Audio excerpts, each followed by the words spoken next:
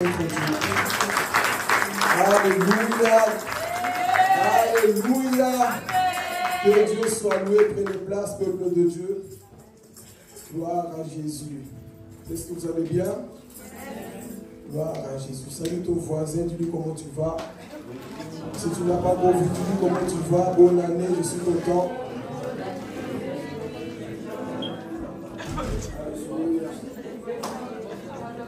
Gloire à Jésus. Que Dieu vous bénisse là où vous êtes.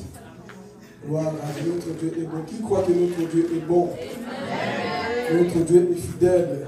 Nous sommes en 2025 par la grâce de Dieu. Amen. C'est une grâce, on n'a rien mérité, mais c'est vraiment la grâce de Dieu. Ce n'est pas l'argent des millions qu'on a. Et d'ailleurs, je ne sais même pas si quelqu'un a des millions ici. Mais c'est vraiment par la grâce de Dieu que nous sommes là. Amen. Et ça mérite vraiment l'acclamation pour ce Dieu qui a permis de traverser cette année. Alléluia. Gloire à Jésus-Christ. Alors ce matin, sois concentré pour que Dieu puisse te parler. Amen. Dis à ton voisin, est-ce que tu es prêt? Est-ce que tu es prêt à entendre la parole de Dieu? Alléluia. Prenons nos Bibles. Si tu as de quoi noter. Prends de quoi noter des Bibles là-bas. Et ce matin, c'est toi et ton Dieu. La Bible dit un temps pour toutes choses. Là, ne regarde plus ton voisin. Concentre-toi ici devant. Parce que Dieu a un message pour chacun de nous ce matin. Amen. Alors ici, enlève les antennes religieuses. Enlève la crédulité, mais sois vraiment concentré. Parce que Dieu va parler. Amen. Qui croit que Dieu va parler? Amen. Ok, tu peux déjà noter le thème. Les 4 ennemis du chrétien. Amen. C'est quoi le thème? Les 4 ennemis du chrétien. Les 4 ennemis de qui? Du chrétien. Comme nous sommes là, nous avons des ennemis.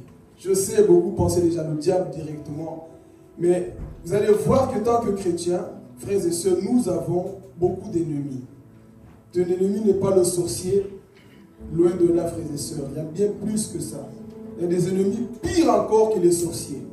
Il y a des ennemis pires encore que le diable. Vous allez voir qui sont ces ennemis-là. Amen. Et avant de pouvoir démarrer, vous savez, parfois, tant qu'enfant de Dieu, tant que chrétien, on pense que notre ennemi, c'est celui qui est à côté de toi. Parce qu'elle m'a mal parlé, elle ne m'a pas dit bonjour, ou parce qu'il m'a regardé de travers, et cette personne pour toi devient ton ennemi. Tu as raté le cible. Ton ennemi n'est pas ton prochain. La Bible dit dans le livre d'Éphésiens qu'on n'a pas à lutter contre le sang et la chair. Mais quand je vois un peu notre comportement, la mentalité des chrétiens soi-disant, il y a un problème en nous. Parce qu'on croit que notre ennemi, c'est celui qui est à côté de toi. Non. Ne passe pas ton temps à parler sur la vie d'une personne. Ce n'est pas ton ennemi. Le problème aujourd'hui, nous avons changé de combat.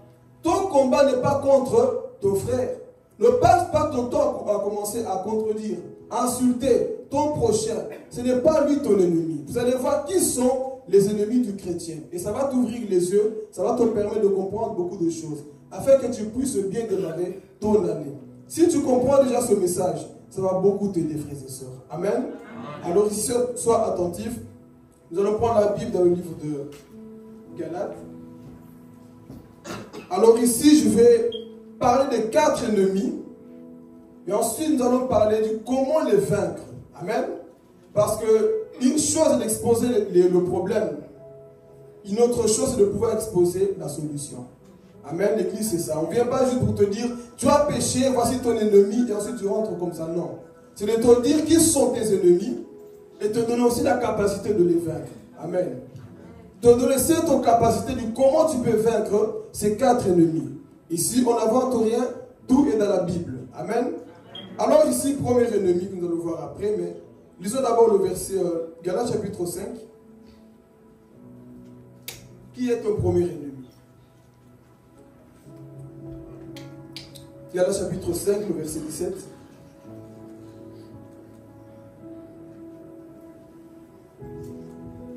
Alléluia. On peut aller qu'on l'a trouvé. Je lis la parole au nom de Jésus. Car la chair a des désirs contraires à ceux de l'esprit, et l'esprit en a de contraires à ceux de la chair. Ils sont opposés entre eux, afin que vous ne fassiez point ce que vous voudriez. Amen. Ton premier ennemi, c'est ta propre chair. Amen. Ton ennemi dort avec toi, mange avec toi. Il part partout avec toi. Ton ennemi, numéro 1, c'est ta propre chair. C'est ta chair qu'on appelle la nature adamique. Amen. La nature qui a péché. Et ça, c'est ton premier ennemi. Avant de dire c'est le diable, c'est les sorciers, ton premier ennemi, mon frère, ma soeur, c'est ta propre chair. Cette chair nous crée des problèmes. Et quand je parle de chair, je ne parle pas de cette peau noire. C'est la nature que nous avons. C'est ta nature adamique. La Bible dit que cette chair a des désirs au contraire. Ici, mes frères et sœurs, vous allez rendre compte d'une chose. Tu peux te convertir. Tu es à Jésus. Mais au-dedans de toi, il y a cette lutte-là. Il y a encore ces pensées-là. Que personne ne te montre, mes frères et sœurs. Même nous, les pasteurs, on a ces luttes-là tous les jours. D'où je dis, même quand nous prêchons, on ne doit jamais prêcher comme si nous sommes déjà arrivés. Personne n'est arrivé ici. Nous tous, nous battons tous les jours. Pourquoi? Tant qu'on est encore prisonnier dans ce corps, là, frères et sœurs, nous allons nous battre. Il y a des jours où tu te réveilles, tu as des mauvaises pensées contre ton frère. C'est ça ton ennemi. Ton ennemi va t'inspirer des mauvaises choses. Tu es là tout d'un coup, une mauvaise pensée. Des pensées commencent à te traverser. C'est ça ton ennemi. Ce n'est pas le diable qui vient, c'est toi-même. Sais-tu pourquoi?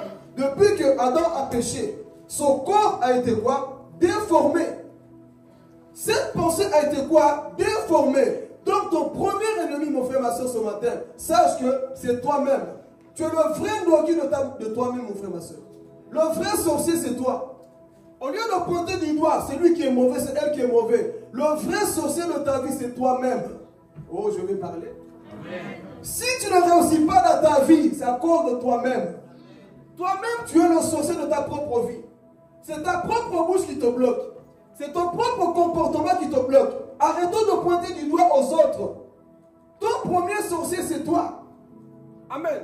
Galate nous dit ici, la chair là, la nature adamique a des désirs bizarres.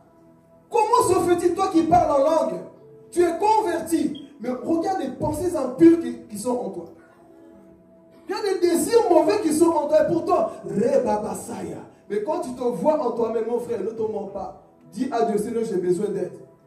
Ce n'est pas parce que tu viens à l'église, que tu lis la Bible, que tu n'auras plus de mauvaises pensées. On t'a menti. Je vais prêcher pour que tu comprennes la mentalité, frère. Parce que le problème en quoi que non? Comme je prie, je n'aurai plus jamais de combat. Comme tu pries, mon frère, tu auras des combats. Parce que ton ennemi, la chair, frère, la chair qu'on a, elle ne meurt pas. La chair que nous avons vit toujours. Dis à ton voisin, la chair vit toujours. Je te montre un petit peu vite. Ta chair vit toujours. Et si tu ne comprends pas ça, tu vas dire, mais j'ai des démons en moi. Comment moi qui prie, moi qui jeûne, j'ai des pensées sexuelles tout le temps? Comment moi qui prie, je pense constamment au monde? Comment moi qui prie, je peux avoir une haine qui vient tout d'un coup? Dis à ton voisin, c'est ton ennemi qui est prisonnier en toi. Vous allez, la chair est bizarre, Maman Lisa. Tu peux lire la Bible, hein? Tu as fini de lire la Bible, mais dès que tu tournes le dos, tout d'un coup, une pensée malsaine qui vient. Mais pourtant, tu veux lire la Bible. C'est ton ennemi qui est en toi. Tu peux être ici, tu prêches avec le feu. Tu es rempli de Dieu. Tu as chanté.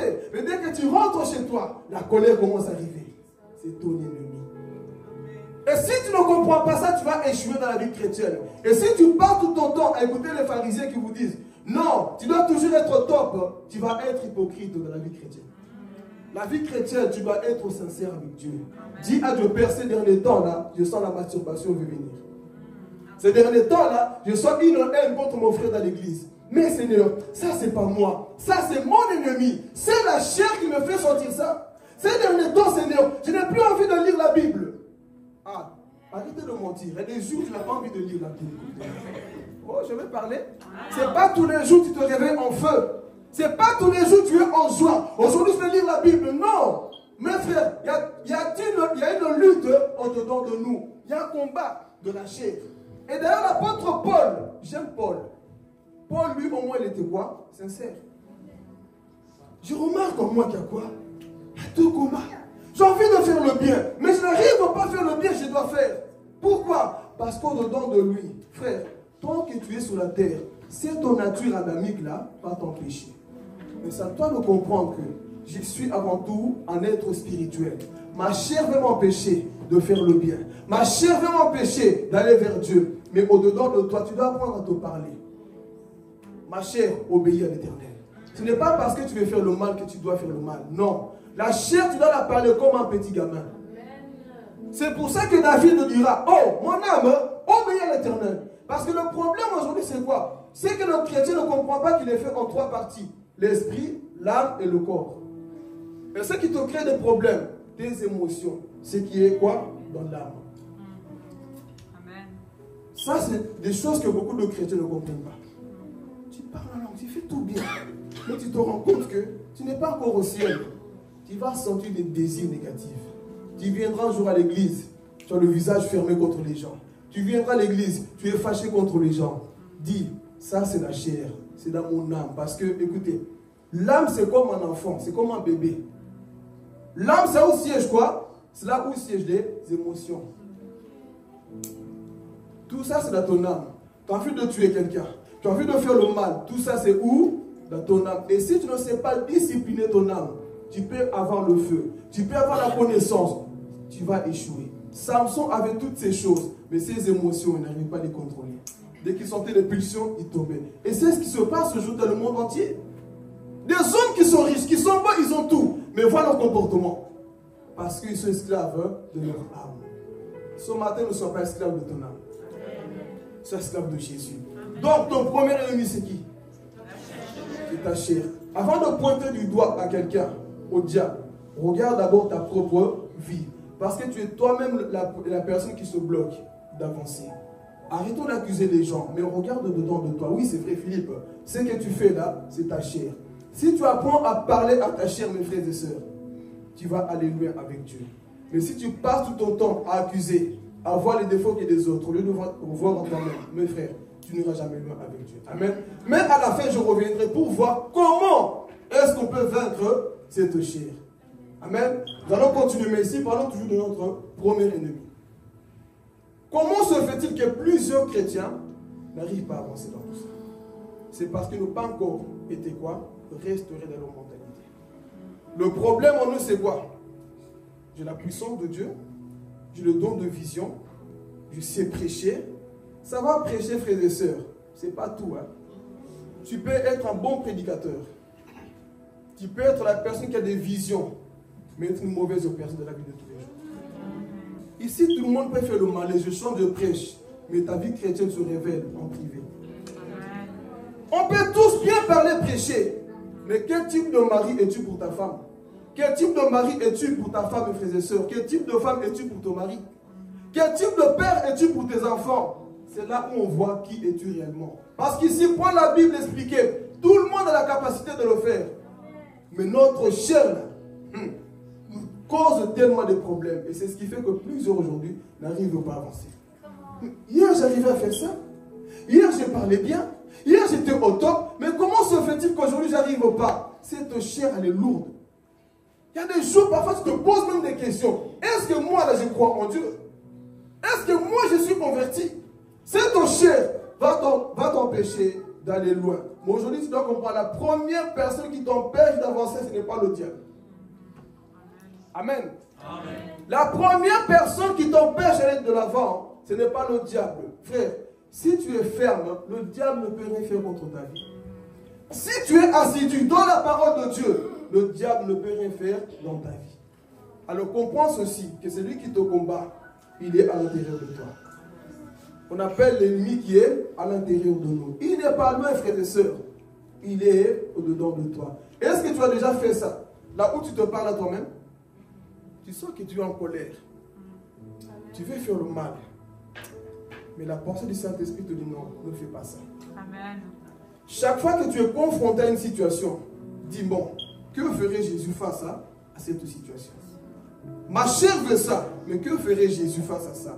C'est à ce moment-là que tu comprendras que moi, je ne vis plus par la chair. Mais tant que tu fais confiance à ta chair, frère, tu vas noter beaucoup de choses. Amen. Donc notre premier ennemi, c'est qui? La chair nous fait quoi? Nous pousse à pécher, nous empêche, et c'est lui qui nous bloque les barrières. Et ça, c'est l'ennemi, pour moi, même pas pour moi, même selon la Bible, c'est l'ennemi le plus dangereux. Parce que lui, il dort en toi, il habite en toi. Fais un exemple ici. Quand tu es en colère, quand tu sais des choses négatives, chasse un peu ça au nom de Jésus. Tu es en colère, tu es face devant un film pornographique. Au nom de Jésus, pars. Ça va partir? Non. Il y a des adultes ici, on va parler. Le monsieur en bas qui n'est pas converti, quand il dit au nom de Jésus, il se calme. Tu vois, c'est qui ton ennemi? Quand tu es en Super Saiyan, c'est monté, tu ne te contrôles plus. Dis au nom de Jésus, ma chère, calme-toi. Quand tu te réveilles le matin, le monsieur fait quoi? C'est pour vous aider comme ça, tu ne dis pas, j'ai besoin de délivrance, comprends que ta chair est ta chair. Tu peux te réveiller, bon matin, tu n'as rien demandé, le monsieur, debout. Dis au nom de Jésus, il ne va pas partir. Sais-tu pourquoi? C'est la chair, c'est comme ça. Mais un exemple maintenant, un démon en face de toi, dis au nom de Jésus. Il va partir. Donc vous voyez, c'est plus facile. Un démon, tu peux le chasser au nom de Jésus. Mais tes pulsions là ne partiront pas au nom de Jésus. C'est toi qui dois faire un travail. Seigneur, il y a ici un travail à faire. Amen. Et même parfois cet ennemi là, on le fouille. Quand tu sens ces pulsions, mes frères, fouille. Dis, sans effet. Là, je sens que mon corps là veut me pousser à pécher. Mais ceux qui sont faibles, qui ne comprennent pas, oui, parce que je suis tombé. Tu es tombé parce que tu n'as pas veillé et ton ennemi là te cause des problèmes. Est-ce que nous sommes prêts à veiller, frères et sœurs? Amen. Donc le diable, tu peux le chasser. Mais le monsieur qui n'est pas converti en bas là, tu ne peux pas le chasser. Tant que tu vivras sur la terre, frère, c'est le travail que tu dois faire tous les jours. Amen. Comprends, c'est le travail de tous les jours. Amen. C'était notre premier ennemi. Deuxième ennemi. On reviendra après pour voir comment est-ce qu'on peut le vaincre. Deuxième, c'est le monde. Est-ce que ça va jusque-là? Je ne sais pas comment dans la prédication, là j'enseigne. Deuxième ennemi, c'est le monde. Donc entre nous, avant de rentrer, le monde bouge, non? Parlons, frères et sœurs. On vient de lancer, on sait ce qu'on a vécu. Le monde bouge. Le monde, il y a tout. Mais c'est aussi quoi? La mort. Donc le monde, c'est ton ennemi. Jésus ne veut pas que tu sois ami avec le monde. Regarde ce que la Bible dit. On y va dans le livre de Jacques 4, verset 4. Qu'est-ce qu'il nous dit?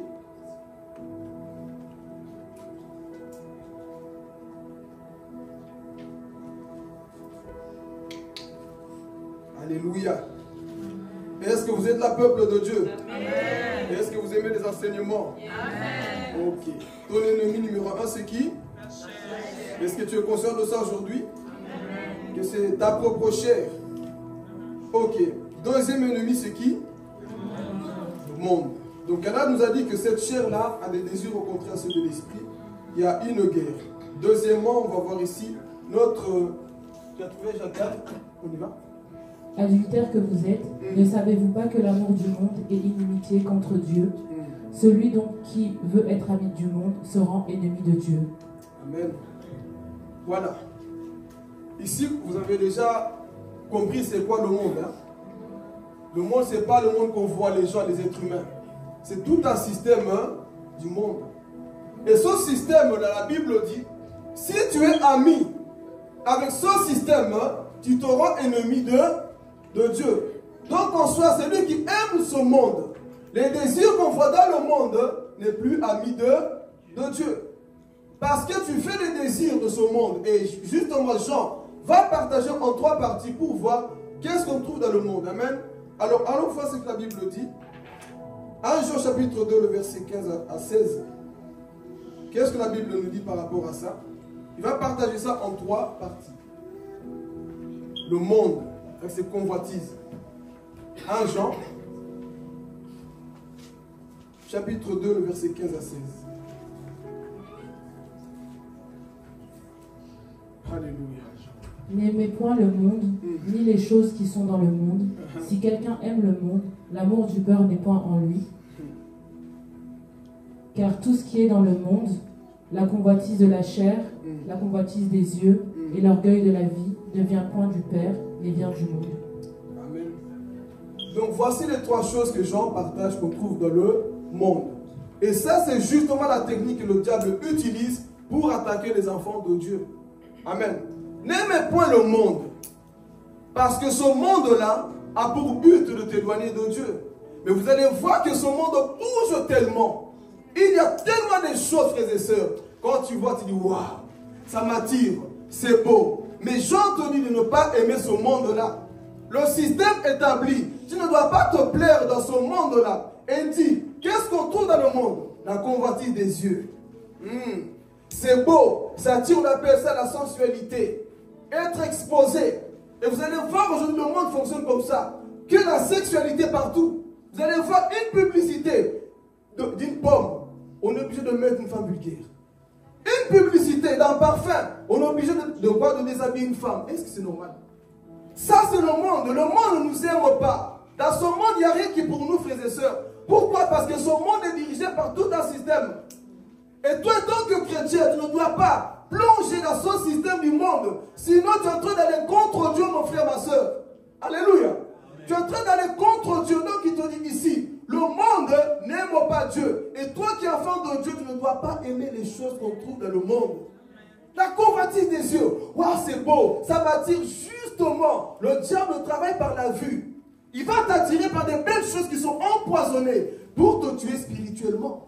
Voilà pourquoi tout ce qui brille n'est pas de l'or, frères et sœurs. Ce n'est pas parce que quelque chose brille que c'est de l'or. Le diable, pour t'avoir, il va te mettre des belles choses, bien décorées, des femmes bien bâties, pour t'attirer. Mais derrière ça, c'est la mort aussi. Derrière toutes ces choses, c'est quoi? C'est la mort. Et la Bible te dit, ça c'est les choses qu'on trouve où? Dans le monde.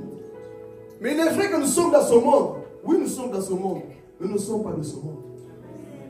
Tu peux rejeter, tu peux refuser le programme que le monde te propose. Je ne vais pas rentrer en détail tout ce qu'on trouve dans le monde. Parmi la télévision, les dessins animés, il y a beaucoup de choses qu'on voit. Mais toi, en tant que chrétien, tu ne dois pas rentrer dans le système du monde. Parce que le monde, c'est notre quoi? Ennemi. On n'est pas appelé à se conformer au siècle présent. Ce siècle présent n'aime pas Dieu. Ce siècle présent rejette Dieu. Et toi, en tant que chrétien, Dieu ne t'appelle pas à plonger dans le système du monde. Donc la convoitise des yeux. Et c'est justement la même tactique que Satan a utilisée pour avoir Adam et Ève dans le jardin d'Éden. Et il n'a pas changé. Il fait encore la même chose aujourd'hui. Si tu ne comprends pas, frère, que Dieu t'appelle à aller au ciel et abandonner ce monde, tu vas perdre ton salut. Donc à partir d'aujourd'hui, sache une chose. Il y a tout un monde qui ne t'aime pas. C'est notre ennemi. Amen. Et ensuite, il nous dit quoi? L'orgueil de la vie, la convoitise des yeux. Ensuite vient quoi? Voilà le verset. La suite, même verset toujours. La convoitise de la chair, la convoitise des yeux et l'orgueil de la vie. Ok, la convoitise de quoi? Les yeux. On vient de parler ici. Hein? Donc c'est que tu convoites dans le monde. Ce qui attire, donc on ne vient pas tout ce qui est sensuel. On ne suis pas rentré en profondeur. Mais ici, tu parles encore pourquoi? Des choses qui attirent le regard. La convoitise des yeux. Désirer toujours des choses qui ne sont pas à toi. Le monde te pousse à être comme ça. Tu peux parler? Si tu as une seule maison, mes frères, si tu es bien dans la vie, réjouis-toi. Si tu as une seule voiture, réjouis-toi. Le monde, ce n'est pas comme ça. Le monde, c'est toujours quoi? Avoir plus. La convoitise des yeux, c'est ça. C'est de te pousser à avoir plus au point de tuer même tes prochains. Au point d'arnaquer tes prochains. Pourquoi? Vouloir toujours quoi? Plus. Le monde, c'est comme ça. C'est pour te dire, Julie, c'est pas assez. Rajoute encore. Oh, je vais parler. Je vais parler. Judith, rajoute encore. Pascaline, rajoute encore. Je vais parler à mes soeurs et mes frères ici. Frères et sœurs, attention. Attention. Attention. N'exagérons pas. N'exagérons pas dans tout ce qu'on fait. Parce que parfois, tu peux rentrer dans le système du monde. Tu mets tes ongles. Il ne faut pas que les ongles arrivent jusqu'ici. Il y a un pied derrière tout le système du monde, frères et sœurs. Tu mets tes cheveux, ne mets pas les cheveux jusqu'ici. Fais attention. Il y a tout un système qui est établi par le diable pour perdre les enfants de Dieu. C'est pour ça avant de faire quoi que ce soit, réfléchis et prie. Le chrétien ne plonge pas dans tout. Il réfléchit avant toute chose. Pourquoi? Parce que le diable te dira non. Regarde, Cardi B a fait comme ça, toi fais comme ça. Je ne suis pas Cardi B. J'appartiens à Jésus. Je ne suis pas dans son monde. Je ne suis pas dans son monde. Donc, je ne dois pas me corrompre, frères et sœurs. Le monde va te dire que non. Tu vois les styles, fais des styles jusque-là. Je ne fais pas les styles jusque-là. Dieu m'a créé comme ça, je fais des styles jusqu'ici. Est-ce que vous comprenez mon langage? Le monde va te pousser à faire plus. Et à force de faire plus, tu vas passer à côté. C'est ça le système du monde. Vouloir faire plus. Tu te maquilles, tu ne ressembles plus à toi-même. Ton visage est caché dans le maquillage. Attention, église. Ne rentrez pas dans le système du monde. Faites tout avec équilibre. On n'a pas dit de ne pas mettre des ongles. Hein? Je vous vois déjà venir. Je n'ai pas dit de ne pas te maquiller. Mais attention, ne rentre pas dans le système du monde. Parce que la convoitise des yeux, c'est ça. Fais plus.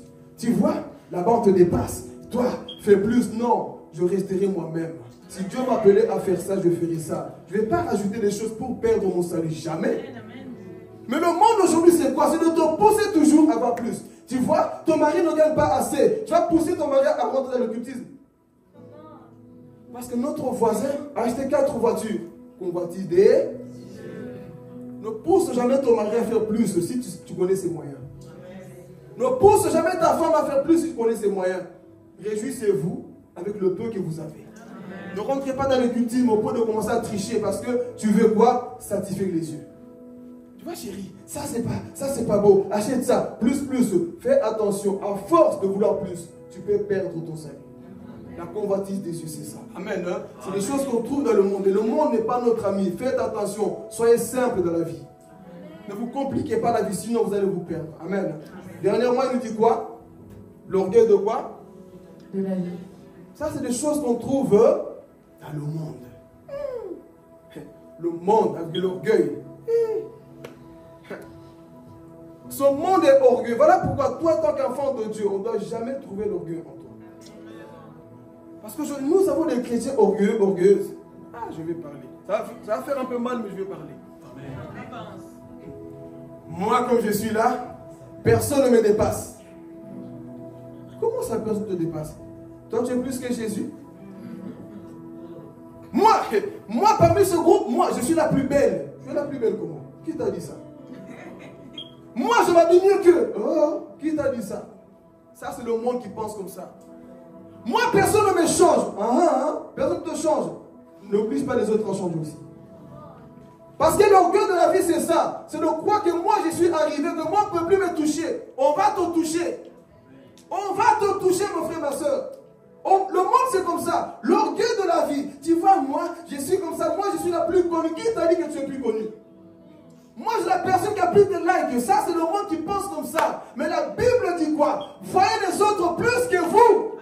C'est ça la Bible. Mais le monde, c'est quoi? Voyez les autres, ils sont plus grands. Non, frères et sœurs. Avec Dieu, c'est de dire, Judith est plus que moi. Judith te chante mieux que moi. Judith connaît la Bible. Oh, je vais parler. C'est ça la vie avec Dieu. La vie avec Dieu, c'est de se faire petit et Dieu t'élèvera. Mais le monde, c'est quoi? Il se lève et Dieu t'abaisse.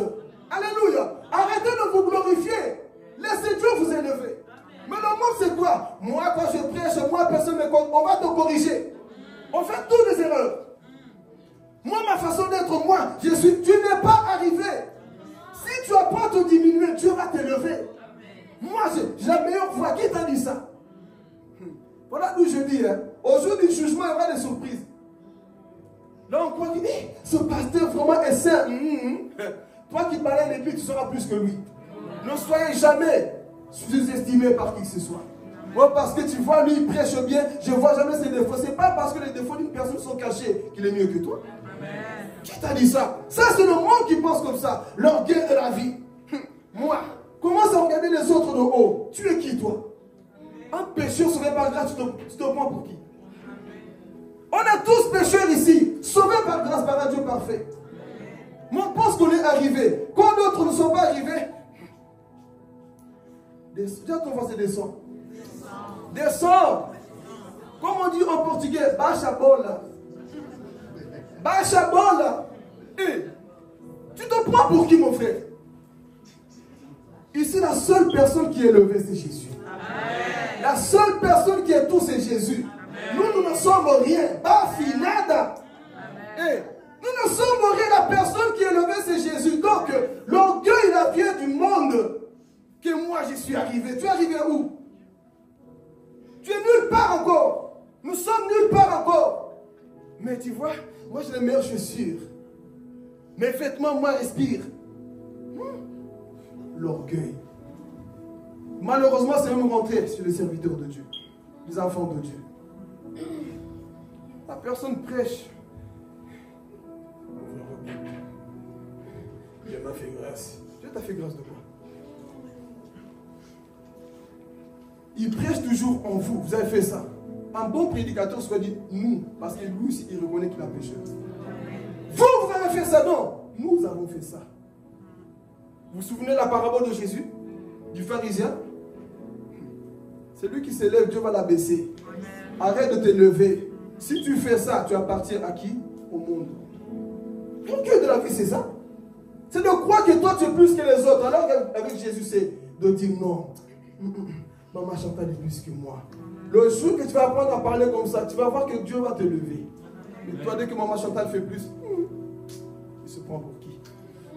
Et tu commences à préparer des mauvais coups pour le faire tomber. Frère, sache que tu as un mauvais cœur. Sache que tu as un mauvais cœur quand tu penses comme ça. Chaque fois que quelqu'un fait quelque chose de bien, apprends à clamer. Chaque fois que quelqu'un fait une bonne chose, apprends à dire gloire à Jésus. Mais toi, le problème, tu n'as pas confiance en toi, tu commences à tacler. Pourquoi tu tacles? C'est lui qui tacle, n'a pas confiance en lui. Si tu es sûr de toi, tu vas dire Seigneur, mon tour aussi arrive. Donc, je vais acclamer la personne qui est devant moi. Ah, c'est ça la vie avec Dieu. Mais les orgueilleux, ils croient quoi? Mon frère, personne ne va voler ta place. Si tu as la chose de Dieu, personne ne va voler ta place. Mais l'orgueil nous empêche d'avancer avec Dieu. Ton ennemi, c'est le monde. Et ça, c'est des choses qu'on trouve où? Dans le monde. L'orgueil de la vie.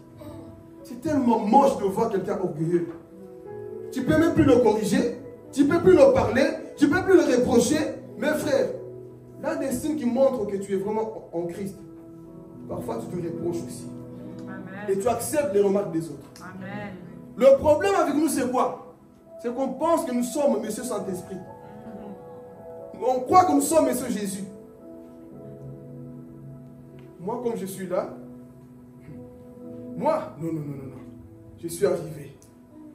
Même Paul qui est Paul, l'a repris. Pierre qui est Pierre, on l'a repris. Et toi, tu es qui pour qu'on ne te comprenne pas? Amen. Toi, tu vois que tout le monde te répète la même chose. Tu ne veux pas écouter. Non. À un moment donné, pose-toi des bonnes questions. Pourquoi tout le monde me dit que je suis voleur? Pourquoi tout le monde me dit que je suis orgueilleux? Pourquoi tout le monde me dit que je suis comme ça? C'est qu'il y a un problème vraiment en moi. Je me regarde dans le miroir, je vais changer. Mais quand tout le monde te dit la même chose, ouais, non, ils sont contre moi. Non, ils ne sont pas contre toi. C'est qu'ils ont remarqué des choses que tu dois changer.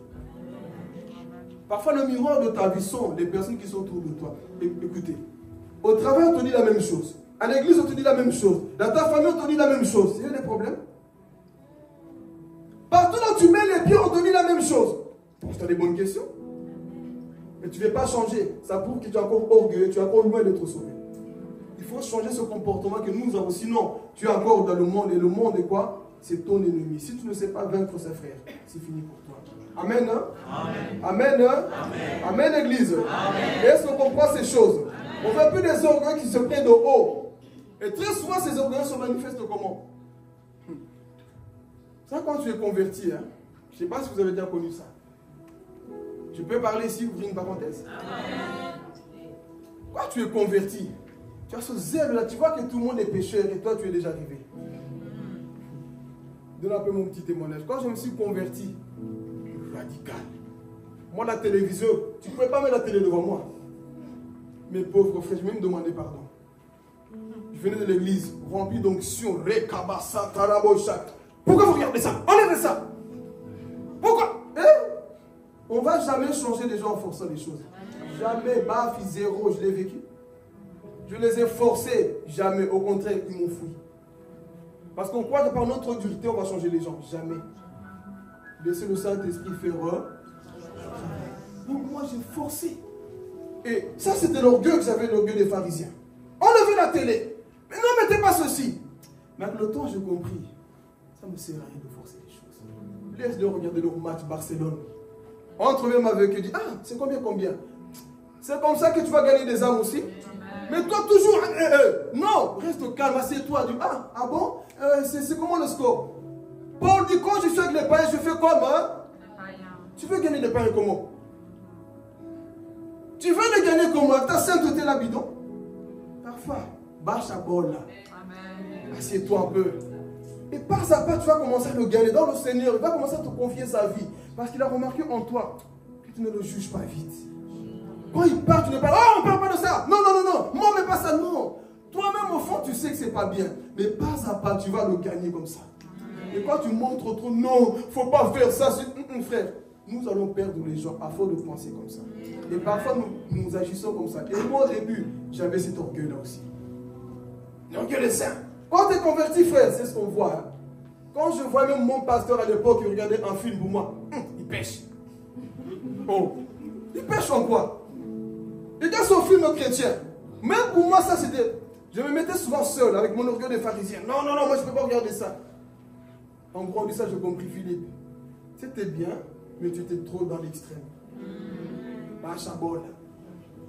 Et c'est comme ça que je commence à gagner des personnes. C'est quand je commence à Bachabol. Donc vous qui venez nouveau là, parfois, le zèle là c'est bien, mais un zèle sans intelligence va tuer les autres.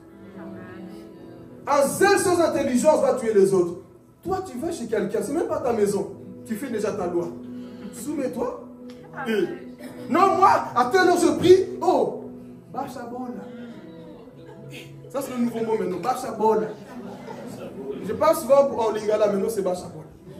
Amen. Tu vas chez quelqu'un, tu fais déjà ta loi. Non, moi c'est comme ça, moi c'est comme ça. Mon frère, l'éthique même c'est ça. C'est de rentrer dans l'ambiance sans pour autant pratiquer ce qu'ils font. Mais tu es sale dans ton esprit. C'est comme ça que même toi, parfois ton mari le pauvre ou ta femme, la personne souffre. Comment vas-tu gagner ces personnes? Tu es trop moussant tout. Même Jésus n'exige pas ce que toi tu t'exiges. Ils sont tellement assez, même pour se laver, ils mettent le jeans. Ah.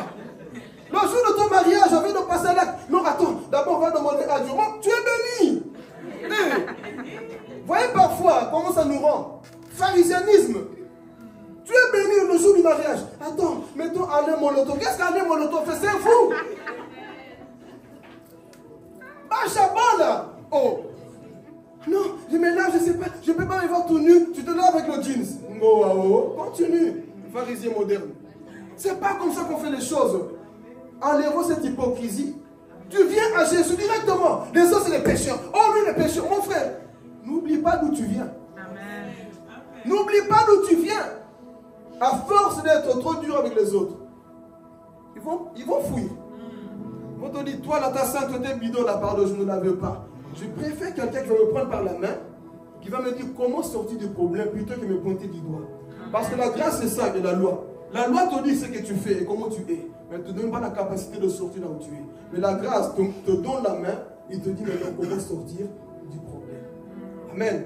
Donc moi, c'était ça. Trop moussant tout.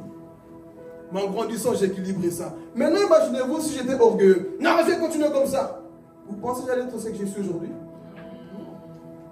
Donc parfois, bâche à bord, les frères et sœurs. Tu peux même être là avec quelqu'un, ça, tu connais sa vie du monde. Mais tu bâches à bord avec lui, tu lui parles des choses de la vie. Mais après, bon, monsieur, tu solo là. Tu commences à, mais toi, même à peine la personne vient, tu commences à le bombarder. Tu ne sais même pas ce que la personne vit.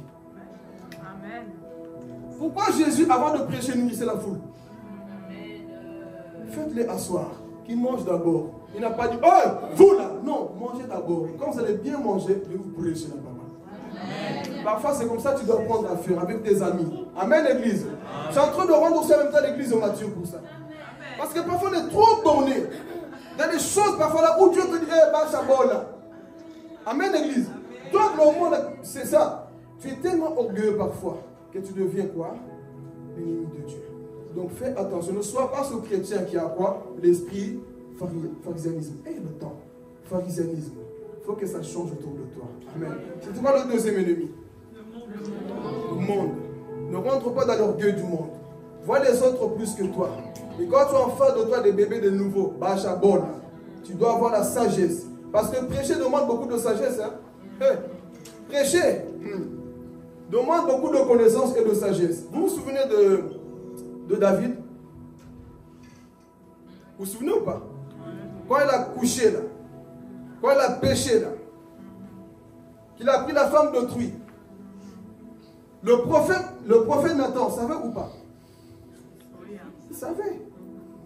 Mais est-ce que le prophète Nathan est venu l'étaler devant tout le monde, le péché? Donc faisons attention. Il y a des choses qu'on ne dit pas devant les gens. Il y a des choses qui se traitent que dans les réunions, en privé. Il a pris David, monsieur. Si je parle, si je vais choquer les gens, donc toi et moi, on va parler en face. Viens d'abord. On va d'abord régler ça. Il a pris David. Il lui raconte une parabole. D'ailleurs, il voulait nier. David, cet homme, c'est toi. Tu as couché avec la femme d'autrui. Moi, je me réponds. Mais j'ai beaucoup aimé la sagesse de Nathan. Nathan l'a pris à part pour lui révéler le péché qu'il avait. Mais si c'était le prophète d'aujourd'hui, le pasteur d'aujourd'hui, Dieu m'a révélé, Dieu m'a montré. Carla, lève-toi, Carla, lève-toi. J'ai vu un songe. Oui, arrêtez de pécher. Dieu m'a montré, c'est fini. Il a fait ça. Un jour, un homme de Dieu, par le manque de sagesse, il a détruit un couple comme ça. Dieu lui a révélé que la femme trompait. Devant son fiancé, il dit, ma soeur, lève-toi. Lève-toi, lève-toi. Dieu m'a montré que tu trompes ton fiancé. Il a même révélé le nom. Avec le nom du frère de l'église. Tu me trompes avec. C'était vrai. Vous savez qu'est-ce que la soeur a fait? Elle est partie se suicider. C'était vrai, non? Mais elle a dit, sans sagesse. Une histoire vraie. La soeur est partie se suicider. La honte devant tout le monde. Pourquoi tu n'es pas venu me dire en privé? Il me conseillait pour que moi je me relève. Mais tu étales mon péché devant tout le monde. Le manque de sagesse tue parfois beaucoup de choses. Amen. Et je prie tous les jours que Dieu me donne la sagesse du comment on doit prêcher et faire les choses. Sinon, frère, on va aussi tuer beaucoup de gens. Amen. Donc ici, on va avancer parce que le temps court. Donc, deuxième ennemi, c'est qui? Le monde. Faites attention. N'ayez pas l'esprit du monde. Ne rentrez pas dans le monde. Tu dois grandir. Amen. Troisième ennemi que nous connaissons tous, celui qui ne connaît pas vraiment, c'est qui? Qui a dit diable? C'est lui. Amen. Amen. Troisième ennemi du chrétien. Le premier, c'est qui? Il habite où la chair? C'est l'ennemi extérieur. Il est toujours, le diable, lui, n'est pas toujours avec toi. Le monde sera toujours en face de toi. Amen. Maintenant, ici, c'est lui qui nous combat extérieurement. Et vous allez voir une chose ici, que le diable ne peut rien faire devant toi ou en toi si tu n'ouvres pas les portes. D'où j'ai dit l'ennemi le plus dangereux, c'est ta propre. Le diable ne peut pas venir me violer. Il ne peut que rentrer chez moi si moi j'ouvre la porte. Tant que la porte est fermée par la sanctification, la prière, le jeûne, le pardon, l'amour, la sagesse, le diable n'a qu'à toquer. Il ne va pas rentrer chez moi. Si moi je refuse le monde, je ne suis pas dans l'orgueil. J'ai fui la convoitise des yeux et de la chair. Le diable n'a qu'à faire ce qu'il veut. Diable, c'est toi, tu vas te fatiguer.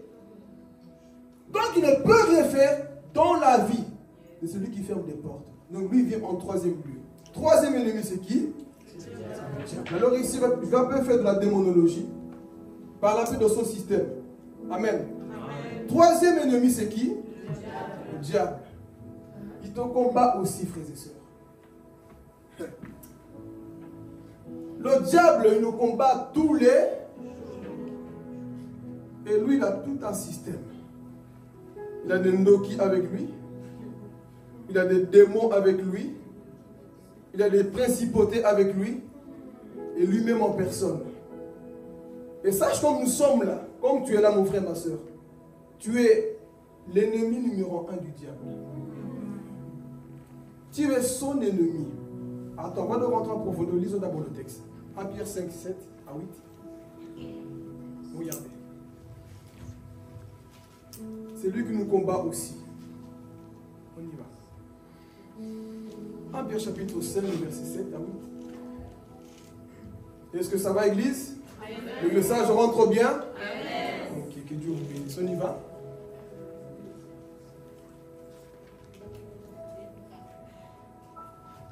Et déchargez-vous selon lui de tous vos soucis, car lui-même prend soin de vous.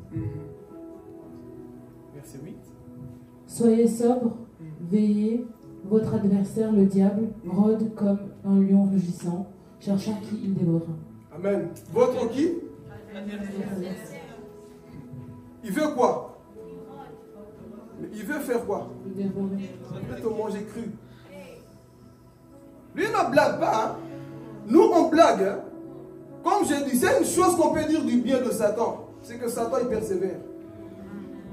Lui, quand il veut te tuer, il persévère. Toi, tu pries 2 minutes, tu vois rien, tu abandonnes. Satan ne prie pas 2 minutes. Tant qu'il n'a pas ta peau, il ne va pas s'arrêter. Lui, il ne blague pas. Il persévère, le diable. Tant qu'il ne t'a pas eu, il va persévérer. Alors, qu'est-ce qui se passe ici? Nous sommes dans un monde de frères et sœurs. Diabolique. Parce que le chrétien, il vient. Parce que je n'ai pas vu un démon dans ma vie, ça n'existe pas. L'un des pièges du diable, c'est de te faire croire qu'il n'existe pas. Lui, il peut être à côté de toi. Il opère. Il t'a rendu aveugle. C'est un thème aussi qui vient en 2025. L'envoûtement dans les églises. Vous savez qu'il y a des pasteurs envoûtés? Il y a des frères envoûtés.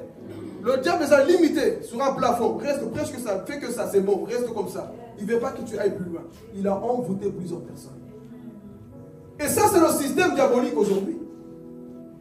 Nous avons en nous, frères et sœurs, des démons qui dominent des territoires. Mais le diable va te faire quoi? Non, il ne faut pas en parler de ça, ce n'est pas important. On va en parler. On va exposer les œuvres du diable. Amen, l'église. Donc ici, on te fait croire que non, il faut laisser. Mes frères et sœurs, nous sommes dans un monde qui est spirituel. Il y a plus de démons que des êtres humains sur la terre. Comme un homme de Dieu avait dit un jour, le diable aujourd'hui est devenu quoi? Membre d'église. Assis tranquillement, il est à l'aise, mais quand on voit la Bible, pas quand on voit les hommes, quand on voit la Bible, est-ce que le diable est à l'aise avec Jésus? Fils de l'homme, tu es déjà venu pour nous perdre? Est-ce que tu es à l'aise? Moi aujourd'hui chez nous, le diable bien habillé, cravaté, bien maquillé, tranquille, assis à côté de toi, il te dit même amen. Pourquoi? Parce que nos églises aujourd'hui sont en manque de puissance. Nos églises ne veulent plus avancer trop loin. Et le diable a paralysé parfois plusieurs serviteurs de Dieu. Nous on reste comme ça. Le côté diable, il ne faut pas toucher. Et les prédicateurs ne vont jamais parler du diable. Ils ne vont jamais parler des démons. Nous, il faut les laisser. Ils pensent que par là du diable, on fait la publicité. On ne fait pas la publicité, on expose. On expose nos œuvres, frères et sœurs. Donc ici, nous sommes dans un système, frères et sœurs, diabolique. Que tu le veuilles ou pas, ce n'est pas parce que toi, tu ne trembles pas que tu ne vois rien la nuit qu'il ne fait rien. Le diable perd. Ceux qui sont spirituels savent. Le diable perd tous les jours. Amen. En journée, il opère, il ne blague pas. Ça, mais quand j'étais encore avec la Kikiaf là-bas, moi je ne croyais pas tout ça. C'est justement là où je devais croire, mais je ne croyais pas. Parce que le diable m'avait aveuglé. Mais quand je me suis converti, j'entendais souvent les gens dire, j'ai vu ça la nuit, j'ai vu ça ceci. Ah, c'est des histoires. Je ne croyais pas. Ma première expérience, je me rappelle toujours. Je me convertis. Judith, j'étais allongé.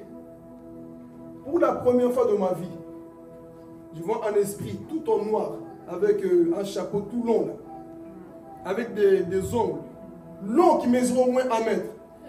Et moi, j'étais couché. C'était la première fois que j'ai connu ce qu'on appelle la paralysie du soleil. Du sommeil, pardon. J'étais paralysé. Même mon doigt ne bougeait pas. Ma voix ne sortait pas. Tout était paralysé. Et j'étais comme ça. Je voulais appeler à l'aide. Ça ne sortait pas. Couché. Et je vois l'esprit qui apparaît. Il me pointe du doigt comme ça. Je sentais son ongle rentrer ici. Je ne savais pas combien prier. Je sentais que ça rentrait. Et là, je dis donc, tous les gens qui témoignent qu'ils ont vu des choses, bah, c'est vrai. Et là, manque de connaissances que j'avais, je parle à mon père, papa, j'ai vécu ça. Lui, il dit, bon, c'est ton grand-père de l'Afrique qui t'a fait ça. Moi, j'ai souffert, lui me dit ça. Ah non, ça c'est ton grand-père. Mais vous savez, entre-temps, je dis, mais je deviens fou, c'est vraiment vrai ce que j'ai vu. Deuxième nuit qui vient encore. Le combat commence encore. Paralysie. Et c'est là où je dis, hé Philippe, t'as intérêt à bien prier. Hein? T'as intérêt à te donner sincèrement à Dieu, parce que le monde spirituel existe vraiment. Des apparitions jusqu'à aujourd'hui. Mais la différence aujourd'hui, même avant qu'ils viennent, tu sais déjà qu'ils vont arriver. Je ne sais pas pour ceux qui prient. Avant qu'ils viennent, tu sais, c'est comme de l'électricité dans tes oreilles. Tu sens déjà de l'onction mimichak, bizarre, qui vient rentrer dans la salle. Et Dieu m'a appris, Philippe, tant que toi-même tu ne prends pas l'autorité, moi Jésus, je te regarde. Je ne ferai rien. Et j'avais fait l'expérience. Chaque fois qu'on m'attaquait, je laissais faire. Jusqu'au jour où j'ai dit, si vous osez encore venir, au nom de Jésus, j'envoie le feu sur vous. Je fais ça, je vous assure. C'est là que je comprends. En fait, le diable, c'est comme un chien. Il fouille. Au nom de Jésus, il fouille. Quand tu es dans l'obéissance, mes frères et sœurs, au nom de Jésus, le diable a fouillé. Amen. Donc, chaque fois que ça venait, peu importe la taille du démon, j'ai vu des démons qui mesurent moins 4 mètres. Venez encore. Juste le nom de Jésus, il fait quoi? Fouiller. Et ton ennemi, le diable, utilise toutes ces stratégies-là pour tuer, pour effrayer, pour faire peur aux enfants de Dieu. Il vient par plusieurs manières, mais l'une des tactiques qu'il utilise aussi, c'est ça. Il vient dans tes songes, il vient dans le monde spirituel pour t'attaquer, pour te faire du mal. Amen. Et un jour, j'étais en train de lire le livre de Mary Catherine Baxter. Là où je dis, parfois nous les chrétiens nous blaguons. On joue. On ne se rend pas compte du monde spirituel qui est autour de nous. Et elle part en enfer avec Jésus. Dans cette vision, elle arrive. Et elle a dit, j'ai vu une réunion qui se faisait dans le monde des ténèbres. Qu'est-ce qui s'est passé? Il y avait des démons de toute taille. Ils ont fait un rond. Et ils faisaient des réunions. Et puis tout d'un coup, elle dit, Jésus m'a dit, observe ma fille. Et tout d'un coup, il y a eu un vent qui est rentré. Et un trône est apparu, un trône tout noir. Et les démons commençaient à parler, ils couraient partout. Et puis tout d'un coup, ils restaient calmes. Sous le trône, il y avait un homme qui est apparu. Et c'est là qu'il a dit, vous pensez que Satan a des cornes, hein? Mais moi, l'homme que j'ai vu, c'était un jeune homme, il était très beau, avec un costume. Et cet homme est arrivé sur ce trône, il était assis. Mais après quelques secondes, il s'est transformé. Il a pris une apparence diabolique. Ça sentait mauvais. Il y avait une puissance diabolique. Et ce démon a commencé à donner des ordres aux petits démons. Voici ce qu'il disait, écoutez. Allez-y sur la terre. Détruisez les églises. Détruisez les familles. Rendez-les malades. Empêchez-les de croire en Jésus. Allez, je vous envoie sur la terre. Et sur la vision, elle a vu comment ces démons arrivaient sur la terre. D'autres ont rentré dans les boîtes de nuit. D'autres entraient dans les églises. Dans les familles, on voyait des églises qui se divisaient. Des problèmes dans les familles, des gens qui ne s'entendaient plus. Parce que le diable est notre ennemi. C'est comme ça qu'il travaille. Il ne t'aime pas. Les familles étaient quoi? Divisées. Toi qui es ici, qui aimes trop des problèmes, tu n'es pas victime du diable. Toi tu viens ici, tu sais, quand je vais rentrer, bah sentir un gars aujourd'hui. C'est le diable qui derrière toi. Ici, on ne veut pas te sentir, on veut la présence de Dieu. Amen. Toi, tu viens à l'église, tu dis déjà, maman, j'entends, je ne vais même pas la dire bonjour. Je vais la boycotter. Tu viens dans l'église avec cette pensée, le diable t'a déjà eu quelque part. Aujourd'hui, moi, je ne vais pas rigoler. Et comment toi, chrétien, tu viens à l'église, tu penses comme ça? Est-ce que tu n'es pas victime de ces démons? Non, parlons entre nous. Tu viens à l'église. Non, aujourd'hui, moi, je ne rentre même pas. Je vais sortir là. Et tu dis que tu es chrétien. Tu viens à l'église, le visage, je dirais qu'on t'a mis des citrons dans la bouche. Rigole un peu. Parle à tes frères et sœurs. Mais toi, tu viens, non. Aujourd'hui, ils vont voir. Est-ce que tu n'es pas victime du diable quelque part? Tu viens, tu es toujours fâché contre les gens. C'est quoi ton problème? Dis à ton voisin, c'est quoi ton problème? Et Est-ce que tu n'es pas victime de ces démons? Non, aujourd'hui, ils vont voir. Moi, je ne suis pas dans mon assiette. Va dans la casserole. Je me suis réveillé du mauvais pied. Coupe le pied. Tu n'es jamais heureux. Tu n'as jamais la joie. Est-ce que c'est normal? Ici, c'est un lieu de joie. Amen. Je vais parler. Ici, c'est un lieu de joie. Ce n'est pas une maison de deuil ici. C'est un lieu de joie. Mais toi, tu viens fâché. Et je vais aller plus loin.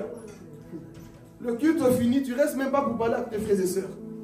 Pendant qu'on fait la clôture, Jonathan fait les annonces, tu as déjà pris ton sac. Carla fait la prière de clôture, tu es déjà devant. Et est-ce que tu n'es pas victime? Et puis tu mens. Non, j'avais un programme avec le diable. C'est ce qu'on fait. Non, il faut que ça change en 2025. Toujours, je suis pressé. Non, tu n'es pas pressé, tu n'as pas envie d'affronter le visage que tu n'aimes pas dans l'église. Parce que le diable, là qu'on a vu dans l'enfer, t'a infecté. Aujourd'hui, tu viens. La Bible dit quoi? On n'a pas à lutter contre la chair et le sang. Mais toi, tu t'es trompé de cible. Tu t'es trompé de cible. Tu crois que ton ennemi, c'est Jonathan. Non, Jonathan m'a mal parlé. Alors, depuis ce jour-là, moi, je ne le sens plus. Je ne le sens plus. Tu dis que tu es chrétien. Non, franchement, Église. Est-ce que c'est le comportement qu'on doit avoir en tant qu'enfant de Dieu? Tes frères soi-disant avec qui vous serez enlevés un jour pour aller au ciel. Parce qu'ici, si toi et ton frère, vous vous entendez pas, vous allez encore vous entendre au ciel? On ne veut plus de problèmes. Hein? Au ciel, c'est la paix. Donc arrangez-vous maintenant. Ne laissez pas, ne sois pas infecté par le système. Hein? C'est ce qu'il fait, c'est de pousser les gens s'entretuer. Et pour je ne sais pas si tu as connu ça en Afrique. Nous, en dialecte, on disait Nouani. Nouani, c'était quoi? Une personne qui n'avait rien à faire de la journée. Il cherchait seulement des gens. Ces deux-là doivent se battre. Qu'est-ce qu'il faisait? Il prenait du sable, il mettait sur sa peau, sur sa paume de main. Et, Kétia, tu sais, il a traité ta maman. Oh, tu sais qu'est-ce qu'il a dit sur toi? Il cherchait que des problèmes. Et ensuite, qu'est-ce qui se passait? Les deux personnes, ah bon, il a parlé sur moi comme ça? Ok. Les deux personnes étaient ensemble. Pourquoi tu as parlé sur moi? Pourquoi tu as parlé? Mais ils ne se battaient pas. Alors, le noir, qu'est-ce qu'il faisait? Il prenait le sable. Le premier qui va taper sur la main doit appuyer sur la bouche de l'autre. Vous savez bien, si tu appuies, c'est fini. Et le noir, c'est ça qu'il faisait. Il prenait, le plus fort tapait sur la main, le sable tombait, et il appuyait sur la bouche de l'autre. Et l'autre aussi se défendait. C'était quoi? Bagarre. Et le diable, c'est un Nouani. Le diable, c'est un Nouani. Cindy, j'ai entendu ça sur toi. Oh, j'ai entendu ça sur toi. Ah bon? Et après, tu as une mauvaise pensée contre ton frère. C'est comme ça que le Nouani travaille dans les églises. C'est là où nous voyons quelqu'un, au lieu de prier. Pourquoi? Parce que c'est lui qui modère et j'ai un problème contre lui. Mon frère, c'est lui qui t'a sauvé? C'est lui qui t'a sauvé?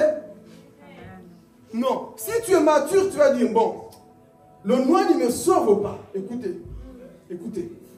Le noir ne me sauve pas. Mais la parole qui sort de noir me sauve. On n'a pas compris. Le problème aujourd'hui, c'est quoi? Beaucoup de gens ont du mal à écouter les autres. Savez-vous pourquoi? J'ai un problème contre lui, un problème personnel. Mais est-ce que tu as un problème avec la Bible? Apprends à faire la part des choses. Non, s'il prêche la vérité, je prends la vérité qu'il prêche. Je vais conseiller sa vie après. Mais le problème, non. Comme il a traité ma maman, je ne vais pas l'écouter. Hey, tu es tombé dans le piège du diable. Donc il a fait le Nouani. Toi maintenant tu cherches à appuyer sa bouche. Non. Prie pour la personne. Il se peut que la personne ait les pièges du diable. Alors souvenez-vous, quand Jésus avait en face de lui le diable en personne chez Pierre, Jésus a dit quoi? Comment? Plus fort les gars, j'ai ça peur de lui. Mais on voyait qui physiquement? Pourquoi Jésus n'a pas dit arrête de moi Pierre?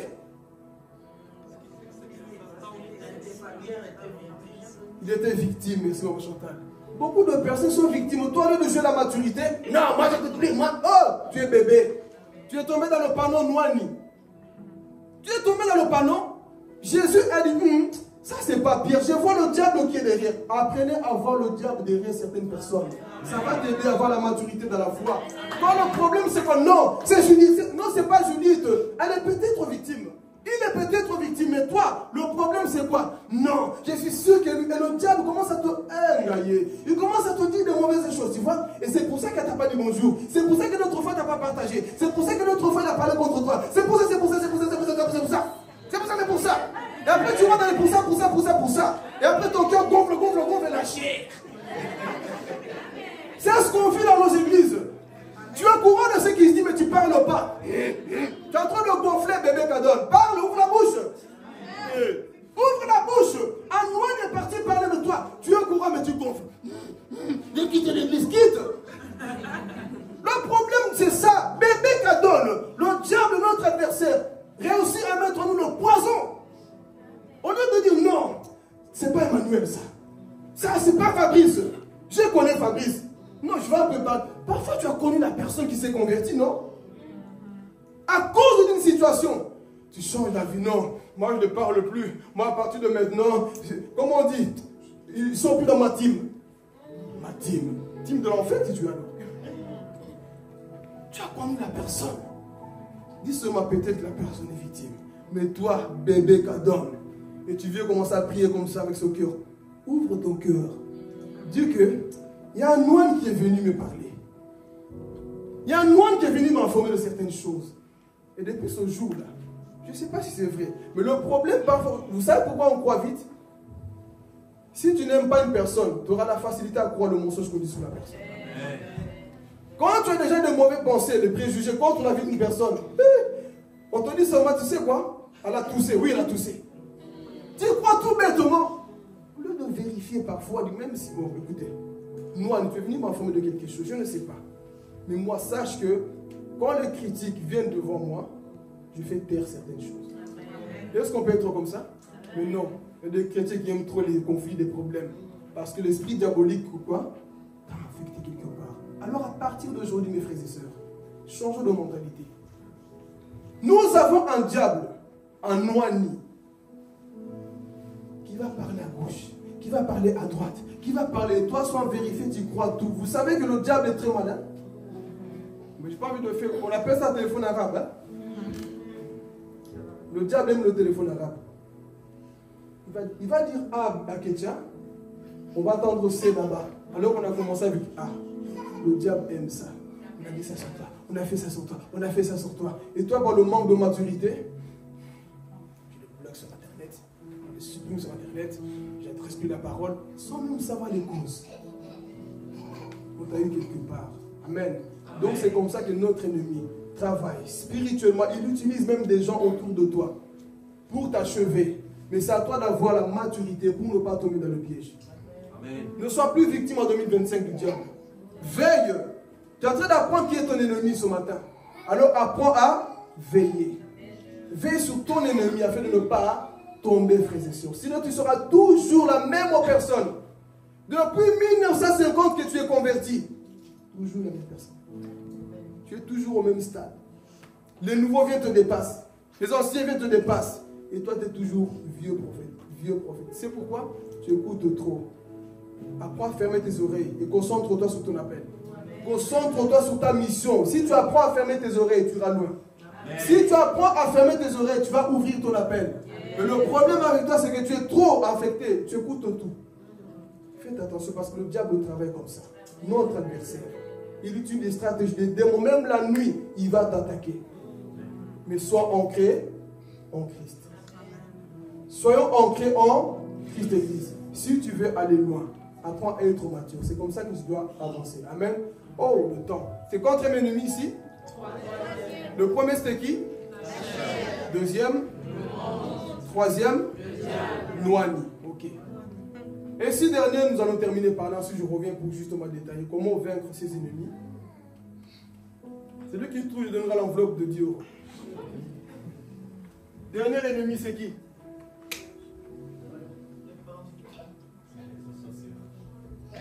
Celui qui trouve, je donnerai 10 €. Ah, église. Non. Ah. On vient de parler déjà de nous-mêmes, tout ça. Là. Bon, je monte la dose. 100 €. 100 €, c'est lui qui trouve le dernier ennemi. On attend les 100 € du nouvel an. Hein. la famille. Tout ça, c'est dans la chair, y compris. Ah, non. Il y a une personne qui a trouvé. Dis-le plus haut. C'est la mort. C'est la mort. Est-ce qu'on tape la mort? C'est la mort. C'est la mort. On va lire les Écritures. On y va. 1 Corinthiens 15, 26. Qu'est-ce que la Bible nous dit? T'as pas triché, hein? On y va. 1 Corinthiens chapitre 15, le verset 26. Notre ennemi.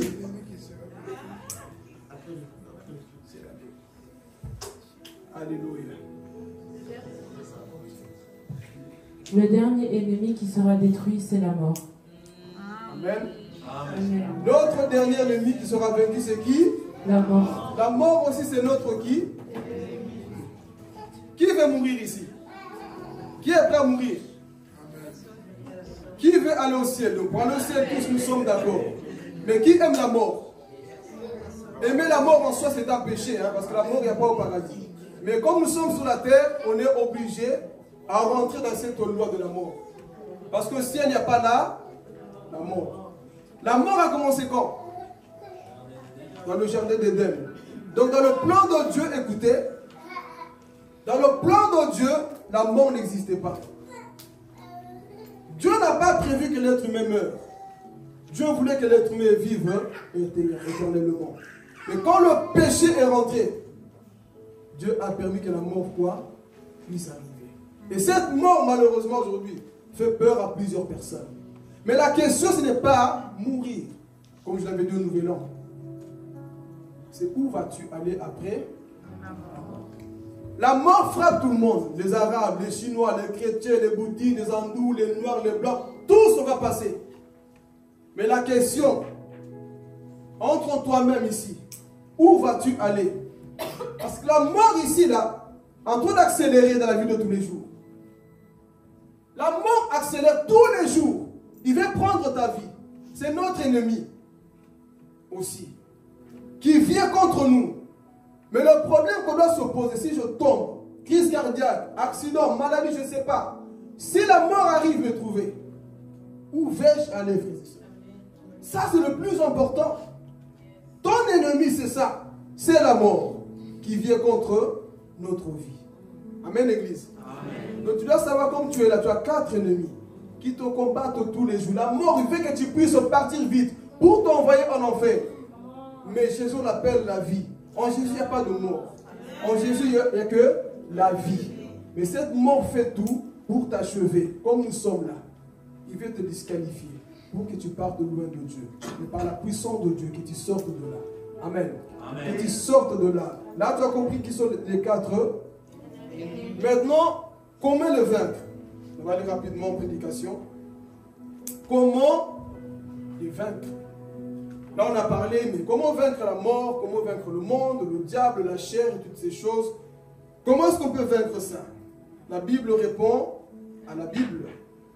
Amen. Amen. Le premier, c'était qui? La chair. Comment vaincre la chair? Le verset 7 de Galates 5 nous dit, si tu veux vaincre la chair qui te crée des problèmes, voici ce que tu dois faire. Alléluia. Verset 16. Galates chapitre 5, le verset 16. Je dis donc, marchez selon l'esprit, et vous n'accomplirez pas les désirs de la chair.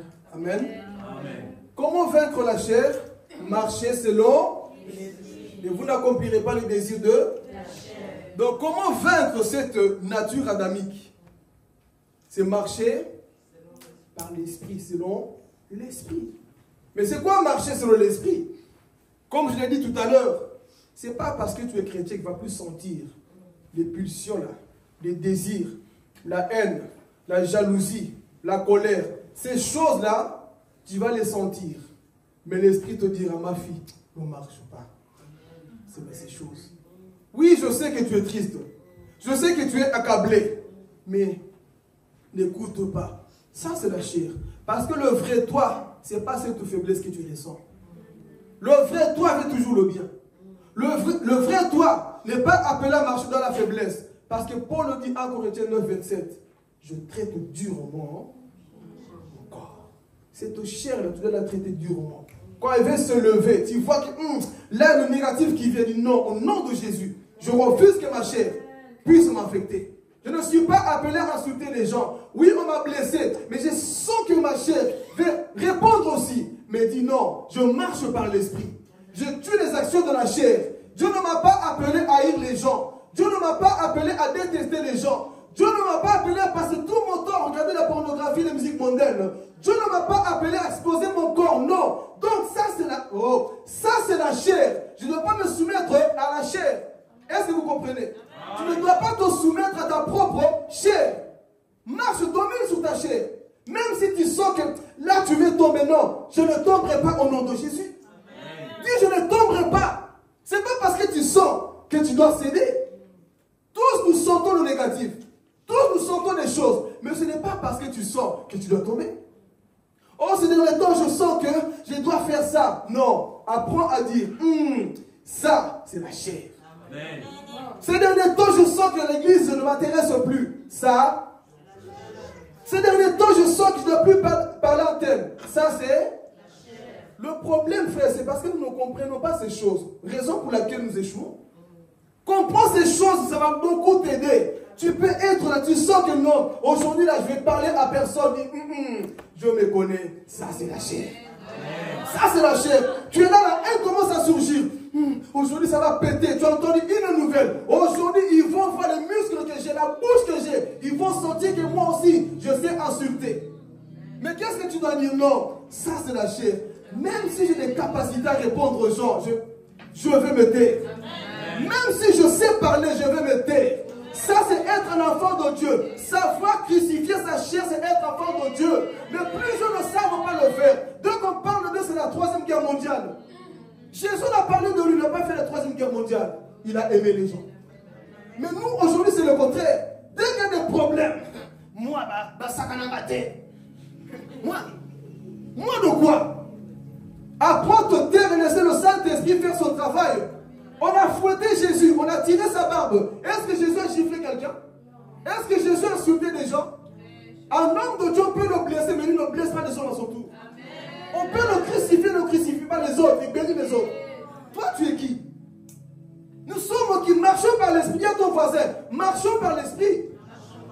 Marchons par l'esprit et nous ne allons pas accomplir les désirs de la chair. Il y a trop d'enfants de Dieu enfantins. Marche trop dans la chair. Non, je sens que moi, on m'a humilié. On t'a humilié quoi? Accepte qu'on t'a humilié. Jésus est passé par là. On a traité de Jésus, fils du diable. Il a parlé. On a traité de tout. On a arraché sa barbe. Il a parlé. Toi, juste on t'a arraché un truc.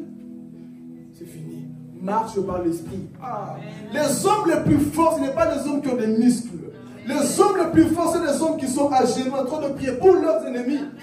Ça, c'est être fort. Tu veux faire trembler le monde des ténèbres, c'est pas. Il y a des abdos qui ont des chocolats, ça, c'est rien. Les vrais abdos, c'est Remassaya, je te pardonne. Ce n'est pas grave. Il y a des problèmes, mais moi, je ne vois pas la personne que je vois. Je vois le diable devant toi. Ça, c'est être fort comme Jésus. C'est pas avoir des muscles. Ça, c'est Dieu qui a fait de tes muscles. Samson avait des muscles. Une femme l'a eu. Goliath avait des muscles. Un petit David a eu. Donc si c'est ça, va des muscles, frère. Ça, c'est petit, c'est pour le diable, ça. Non, moi, je suis fort, je vais les écraser. Tu vas écraser qui? Nous, on écrase des gens. On dit, Père, pardonne-les.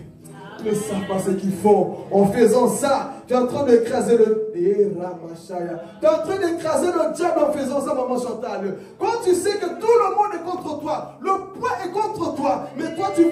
je préfère aller pleurer dans la présence de Dieu plutôt que de me muscler. Non, je me muscle quand je commence à méditer. Quand je lis la Bible, là je suis en train de me muscler. Et le diable, lorsqu'il me verra prêcher, lorsqu'il me verra sortir, il dira, toi tu es très dangereux, toi tu es rempli de Dieu. Le monde a besoin de voir des hommes qui sont remplis de Dieu.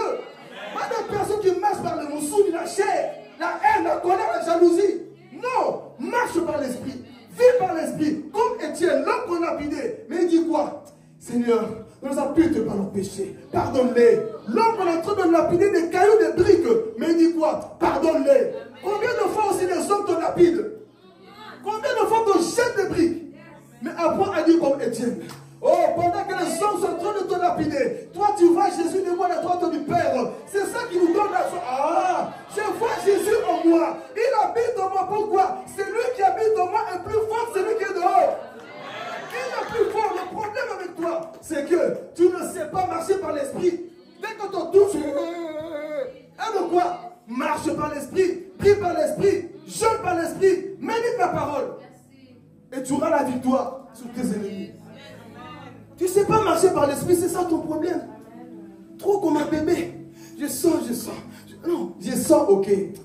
Esprit, âme et corps. Qui sent? C'est mon âme, les émotions. Ça, c'est pas le vrai Philippe. Philippe, non. Le Philippe que je connais peut se réveiller à minuit pour commencer à prier pour ses ennemis. Non. Ça, c'est la chair. Tu sens que tu dois appeler pour commencer à critiquer. Non. Ça, c'est le vieil homme, mon ennemi. Ça, c'est la chair. Donc, je ne marche pas sur la chair. Et même si je dois appeler, c'est pour dire des bonnes choses sur la vie de la personne. Mais nous marchons trop par la chair. Est-ce que nous sommes prêts à laisser la place au Saint-Esprit? Laissons l'Esprit de Dieu se mouver en nous. Parce que c'est ça qui fera que tu sois rempli de Dieu. L'Esprit de Dieu. Est-ce que nous sommes prêts à laisser le Saint-Esprit? Que l'Esprit de Dieu nous remplisse, nous inonde dans ta façon de parler, qu'on sente en toi que tu es rempli du Saint-Esprit. Galates chapitre 5, le verset 22, nous le voyons. C'est quoi le fruit de l'Esprit? La joie, la paix, l'amour, le pardon. Tout ça, c'est le fruit de l'Esprit en toi. Mais est-ce que le fruit de l'Esprit en toi, impulsif que tu es là, bah fille, non, c'est le fruit du Saint-Esprit, mais touche à peine. Même le diable dit, sans effet. Chrétien impulsif. On le touche à peine. Les réseaux sociaux sont au courant qu'il y a des problèmes. Le ciel n'est pas au courant, mais les réseaux sont au courant. Parce qu'on m'a dit un truc. Tu penses, il y a des gens dans la vie. Pas des gens dans la vie. Oh, moi, les gens, ils m'ont... Frère, quand tu vis des problèmes, va poster tes genoux dans la présence de Dieu. Dieu va s'en occuper de tes ennemis. Le problème, tu aimes trop te défendre. C'est lui qui se défend, Dieu ne le défendra jamais. Tu as déjà ta propre justice. Mais un homme qui ferme la bouche face à la justice, c'est très dangereux. Critiquez-le, rabaissez-le. Mais s'il ne vous dit rien, attention. Attention. Un homme qui pleure dans la présence de Dieu à cause de toi, qui ne te parle pas, fais attention. Fais attention. Un homme que tu critiques, que tu rabaisses, que tu dis tout. Toi, tu dis Azaz Zoba. Il dit rien, il ne se défend pas. Fais attention, il parle quelque part. Toi, tu parles devant tes amis, sur les réseaux sociaux. Mais lui, il a un ami fidèle. À qui il va déverser son cœur. Père, voici ce que j'ai vécu, ce que j'ai entendu. Je n'ai pas envie de pécher contre toi parce que tu m'appelles à marcher par l'esprit. Voici ce que j'ai entendu. Mais je n'ai pas envie que ma chair prenne le dessus. Là, tu es en train de vaincre. Là, tu es en train d'avancer. Ce n'est pas aller faire quoi que ce soit, frère. C'est de marcher par l'esprit. Et tu vas vaincre cet ennemi qu'on appelle la chair. Amen. Le verset 16 nous dit quoi? Marchez par l'esprit et vous n'accomplirez pas les désirs de la chair. Et Romains chapitre 8, lisez-le à la maison. Il va te détailler c'est quoi marcher par l'esprit. Il va te donner la force de pouvoir dominer sur ta chair. Apprends à dominer sur ta chair, mon frère. Amen. Deuxième ennemi, c'était qui? Le monde. Comment est-ce qu'on peut vaincre le monde? On y va, rapidement. Comment est-ce qu'on peut vaincre le monde? Oui, c'est notre ennemi.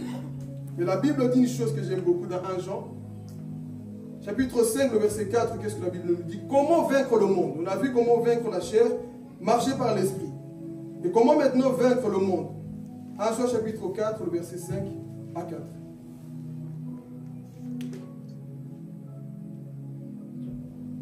Chapitre 5, verset 4. Oui, 1 Jean, chapitre 5, verset 4. Qu'est-ce qu'il nous dit?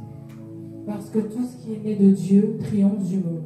Et la victoire qui triomphe du monde, c'est notre foi. Amen. Relis-le, ils n'ont pas compris. Parce que tout ce qui est né de Dieu triomphe du monde.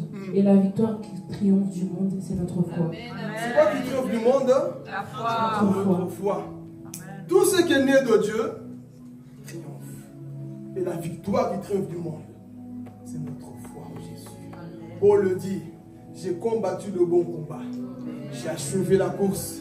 J'ai gardé la foi.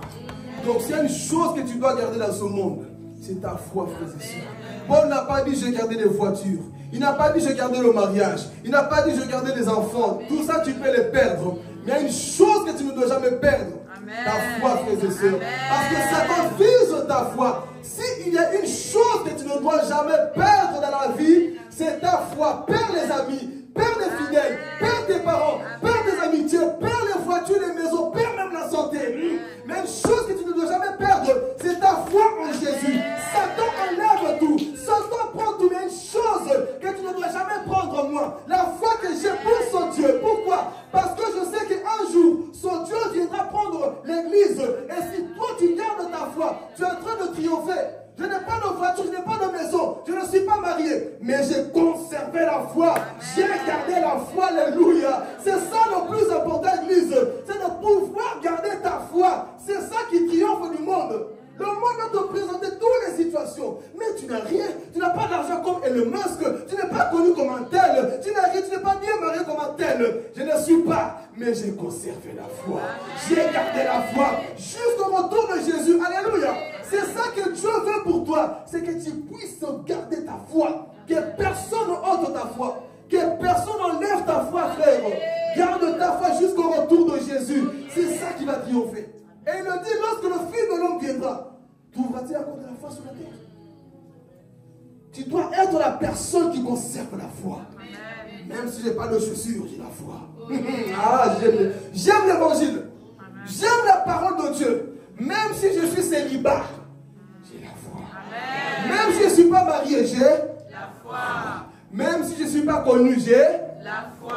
Oh. Donc quand tu as la foi, tu marches avec assurance parce que le juste vit par sa foi. Et Hébreux chapitre 11 nous dit, c'est pas la foi qu'ils ont quitté l'Égypte, c'est pas la foi qu'ils ont refusé de coucher avec les femmes, c'est pas la foi qu'ils ont accepté de donner des sacrifices. Tout c'est par la foi. La vie chrétienne c'est par la foi. Nous vivons par la foi. On sera enlevés par la foi. C'est ça qui triomphe du monde. Et le monde va te voir. Oui, mais tu déprimes. Oui, mais tu es jeune. Je suis jeune, mais j'ai la foi. J'ai la foi. C'est ça que Dieu veut pour ta vie. C'est que tu puisses conserver ta foi. Perds tout dans la vie, mon frère, ma soeur. Mais ne perds jamais l'amour, la foi que tu as pour la personne de Galilée, Jésus-Christ. Le plus important pour moi, c'est Jésus. Oh Jésus, je ne veux pas perdre mon intimité. Que je perds tout. Les connexions avec les hommes. Mais la véritable connexion que tu ne dois jamais perdre, c'est avec ton Dieu. Pour ça, te demande d'avoir la foi. Et cette foi-là va te donner la victoire sur les situations de la vie. On ne dit pas que parfois tu n'es pas touché, mais du fait que tu marches par la foi. Frère, tu es très dangereux. Dans ce monde, tu dois marcher par la foi. Ne marche pas par la vie parce que, comme je le disais tout à l'heure, Satan, lui, il travaille par la vue. Mais Dieu travaille par la foi. Parce que nous ne sommes pas, 2 Corinthiens 5, 7, nous ne marchons pas par la vue, mais nous marchons par la foi. Satan va te montrer tout par la vue parce qu'il sait que l'homme est habitué à marcher par les 5 sens. Limité. Mais nous marchons par la foi. Est-ce que nous sommes prêts à triompher, Église? Cette année qui commence, est-ce que tu es prêt à marcher par la foi? Dans ton lieu de travail, dans ton église, dans ta maison, est-ce que tu es prêt à triompher? Même si on te propose à signer des pactes bizarres, on te propose à signer des choses bizarres, dis non, moi c'est par la foi. C'est par la foi que je serai élevé. C'est par la foi que Dieu m'utilise. Ce n'est pas par des tricheries, non. Ce n'est pas par la magie. Ce n'est pas par quoi que ce soit. C'est par la foi. Je vais prêcher par la foi. Ce n'est pas par l'intimidation, par la foi. Apprends à vivre par la foi, Église. C'est ça que Dieu veut pour toi. Par la foi. Car c'est ça qui triomphe. C'est ça qui va te donner la victoire sur le monde que tu vis. Ils vont te regarder. Tu es bizarre. Je ne suis pas bizarre. J'ai la foi en moi. Amen. Les hommes de foi font toujours trembler le monde des ténèbres. Parce qu'ils ont appris à crucifier la chair. Même si la promesse tarde. Même si je ne vois rien. Et je vais aller plus loin. Même si Dieu ne me guérit pas. Voilà pourquoi j'aime la foi de Shadrach, Meshach et Abednego. Même si, écoutez ce que j'aime, ils disent, écoute, roi Nebuchadnezzar, sache que notre Dieu a la capacité de nous délivrer de cette fournaise-là. La suite, même s'il ne le fait pas, même s'il ne le fait pas, nous n'allons jamais nous prosterner devant cette statue. C'est ça la foi. Être déterminé comme ça, ça va te permettre d'avoir quoi? La victoire. Amen. On termine bientôt. Qu'est-ce qu'il nous dit encore? Troisième ennemi, c'est qui? Donc ici, vous avez compris comment on peut vaincre le monde? Est-ce que nous sommes prêts à marcher par la foi? Et non par des sentiments? Non, ces derniers temps, je ne me sens pas bien, je suis down. Non, ces derniers temps, je me sens bien au nom de Jésus. Tout va bien, ça va. Dis à ton voisin, ça va, bouscule-le. Dis-lui, ça va. Non, je suis down, je suis mou, tout va bien. Alléluia. On y va. Troisième ennemi, c'est qui? Comment est-ce qu'on peut vaincre le diable? Par la parole. Que Dieu vous bénisse. Lisons Jacques 4:5. Comment est-ce qu'on peut vaincre le diable? Jacques chapitre 4, le verset 7. Alléluia. Soumettez-vous donc à Dieu, résistez au diable, et il fuira loin de vous. Tu dois te soumettre. Donc ça veut dire que tu es soumis dans la parole de Dieu. Soumets-toi à qui? À Dieu. Si tu te soumets à Dieu, le diable va se soumettre à toi. Mais si tu n'es pas soumis, frère, c'est toi qui vas te soumettre au diable. Donc il te dit, soumettez-vous donc à qui? Fais la volonté de Dieu. Applique sa parole. Fais ce que Dieu te demande. Et le diable, tu dois le résister avec une foi ferme. Tu dois refuser. C'est comme ça que tu peux quoi? Vaincre le diable. Quand tu es soumis à Dieu, oh Jésus, sans l'onction. Quand tu es soumis à Dieu, quand tu es soumis vraiment à sa volonté, frère, le diable ne peut rien contre toi. Alléluia. Oh, je ne comprends pas ce genre de chrétien. Tout le temps, je ne suis pas bien, le diable m'a eu. C'est parce que tu n'es pas soumis. C'est lui qui est soumis dans la parole de Dieu. Le diable ne peut rien faire, Église. Parce que tu as la parole de Dieu en toi. Tu as la puissance de Dieu en toi. Tu es soumis à Dieu. Tu as l'autorité de pouvoir quoi? Chasser le diable. Qu'est-ce que le diable devant toi, mon frère? On nous embêtait toujours ton pasteur. Pasteur, il y a un démon. Pasteur de quoi? Ouvre ta Bible. Il est écrit Satan. Parce qu'on cherche le diable avec la parole de Dieu. Quand tu es soumis dans la parole de Dieu, ici on dit, résistez-lui avec une foi ferme. Et il fuira. Le diable fuit. Dis à ton voisin, le diable fuit. Dans le monde, c'est toi qui fouillais. Mais dans le Seigneur, frère, le diable fuit. Amen. Même si tu es faible, quand tu as la parole de Dieu, tu es plus fort que le diable. Voilà pourquoi j'aime cette phrase. Un chrétien faible à genoux est plus fort que 10 000 démons debout. Donc ce qui me dit, même dans ma faiblesse, dans cette petite faiblesse, je suis plus fort que 10 000 démons debout. Donc je n'ai pas peur de qui que ce soit. Parce que je sais que je suis soumis à Dieu. Et quand tu es soumis à Dieu, frère, le diable s'éloigne de toi.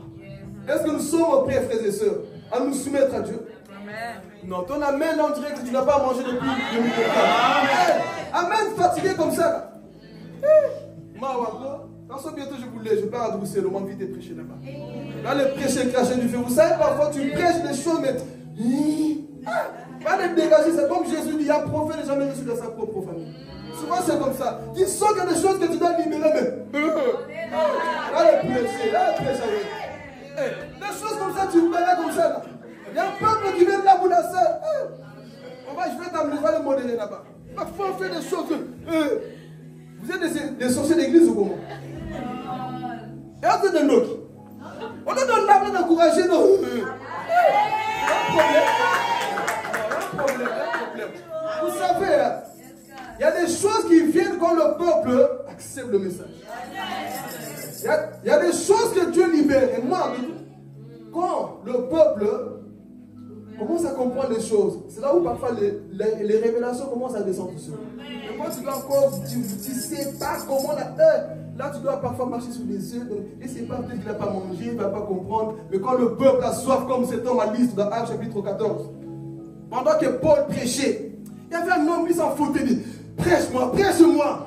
Paul est en train de prêcher le royaume des cieux. Et cet homme qui était affirmé, écoutez, Paul comme jamais. Il était seul, mais Paul prêchait comme jamais. Et Paul a dit, non. Tous me regardent, mais toi tes yeux là, j'ai sans la foi en toi. And the name of Jesus, lève-toi et marche. L'homme a commencé à sauter. L'homme a commencé à marcher. Donc, il y a des choses que Dieu fait dans ta vie. Quand tu vas commencer à comprendre ces choses, le problème avec toi, on t'a tellement habitué dans la religiosité. Même lever ta main, tu ne sais pas. Même te mettre à debout pour dire, c'est pour moi cette parole. J'ai l'arme pour moi. Comme dit psaume, je serre ta parole dans mon cœur afin de ne pas pécher contre toi. Mais on t'a habitué dans l'éthique, non, il faut croiser les mains, les bras, dis pas amen.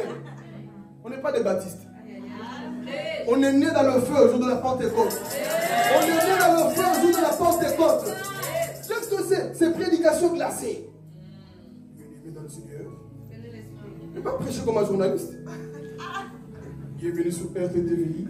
On se l'a mis du jour. Non. C'est poussé par l'esprit que les hommes ont prophétisé. Et j'aime ce que Jérémie dit. Jérémie chapitre 20, le verset 9. J'ai un feu qui, en moi, qui sort dans mes os. Il dit, j'ai un feu dans les os. Et j'arrive pas à retenir ce feu. Et vous croyez qu'un prédicateur va prêcher. Alléluia. Le feu là, c'est lui qui est connecté sans ce que je prêche. Mais quand tu es pas déconnecté, tu prends déjà au contraire. Tu ne sors pas. On doit parfois vous réveiller assis. Je refuse de prêcher comme ça en 2025. Je prêche aux gens, tu prépares. Chaque année, je vais dormir pour faire tout ça. Mais tu viens, si tu prêches, les gens sont. C'est mon problème si tu regardes Netflix.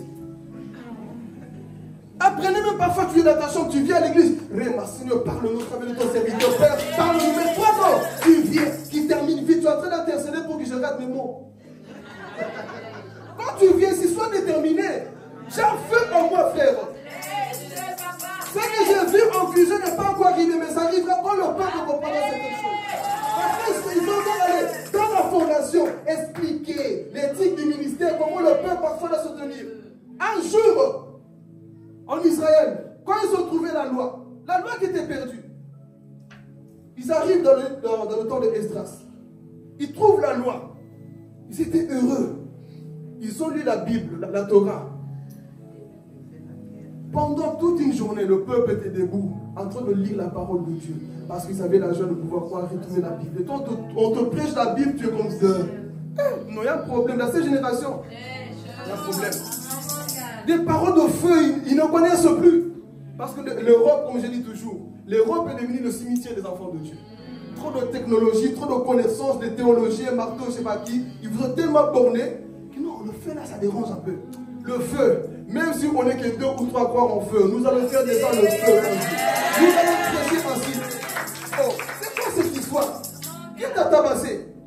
Tu dois sortir de toi-même. Non, Seigneur. Là, c'est le feu. Toi, on sait que quand tu es naturel, parfois, là, c'est plus papa, c'est le lieu qui parle en lui. C'est le feu. Mais toi, on sait. C'est la chair qui prêche. C'est la chair qui... Non, parfois, non. Là, c'est le Saint-Esprit.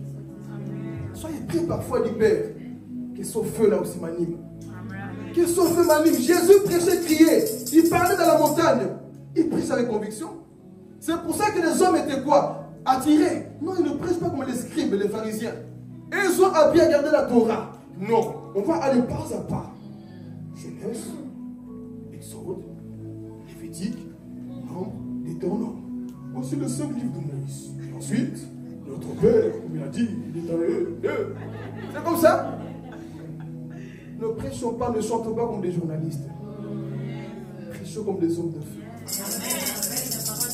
Même si tu ne bouges pas, mais on sent, voilà pourquoi j'aime Kenneth Hagin. Il est déjà décédé en 2023. Il te prêchait, c'est un docteur de la loi, de la parole de Dieu. Il te prêchait, Maman Chantal. Souvent, il est assis à cause de son âge. Mais il te prêche la profondeur de ses messages. Si tu n'avais pas lui qui voyait pendant l'enseignement, oh, je commence à voir. Pourquoi? Même quand il était calme, à un moment donné, il n'en pouvait plus. J'étais sa table et commençait à sauter, prêcher. Nous sommes nés dans le feu. Si on commence à rentrer dans l'éthique, non, il faut rentrer dans le frère. Non. Réveille-toi. Réveille-toi, mon frère, ma soeur. Sinon, tu vas dormir ici. Tu viens ici, tu dors pendant la prédication. Comment peux-tu dormir pendant les moments de prédication? Comment peux-tu... Non, il y a un problème. Il n'y a pas encore le feu en toi. Non, je vais parler. Il n'y a pas encore le feu en toi. 2025, que ça change. Que ça change, mon frère, ma soeur. Tu es à l'église. Même ton amen, tu as peur. Si je dis amen, on va non. Qu'on te regarde. Tu ne le fais pas pour moi, tu le fais pour Dieu. On va créer maintenant une église gâteau aussi. Une église glacée, froid. Même quand les voisins, ils ne savent même pas si il y a culte ici. Parce que même pour dire amen, je lève la main, je saute, j'acclame. Là, tu m'acclames pas moi. C'est pas pour moi.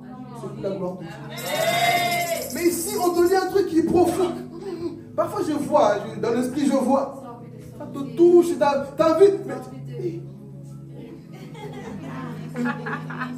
Et tu viens là. Ah, libère-toi au nom de Jésus. C'est quoi le problème? Libère-toi.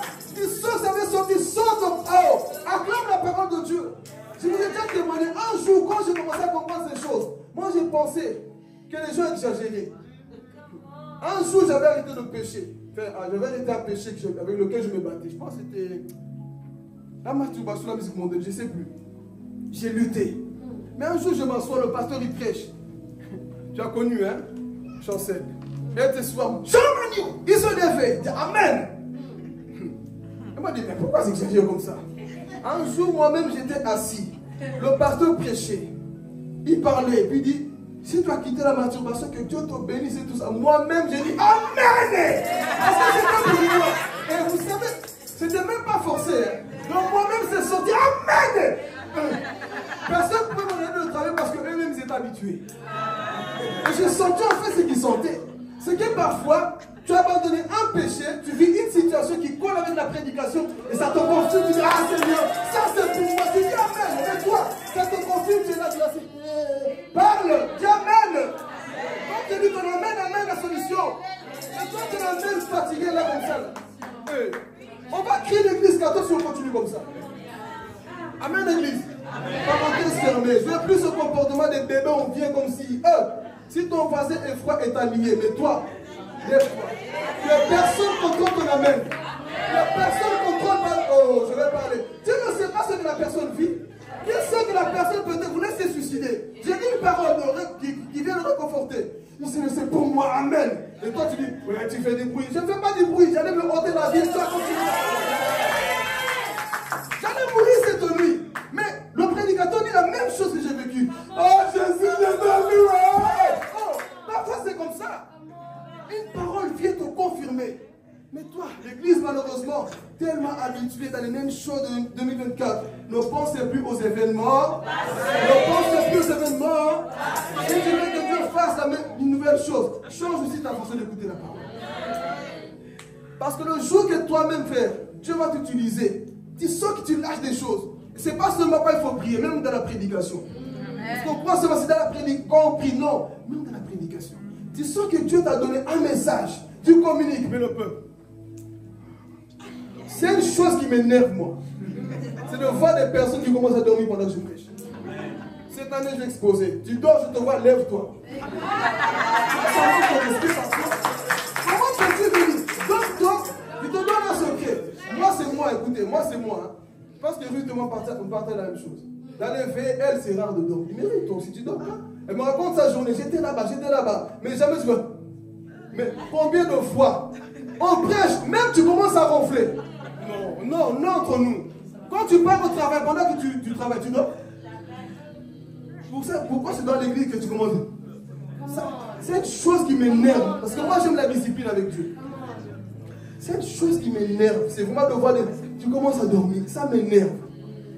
Cette année, il faut que ça change. Ne sois pas cette personne qui va freiner cette église. À deux ou trois, on va y arriver. Dis à ton voisin, on va arriver, voisin. On va arriver, voisin. Amen. Oh, le temps.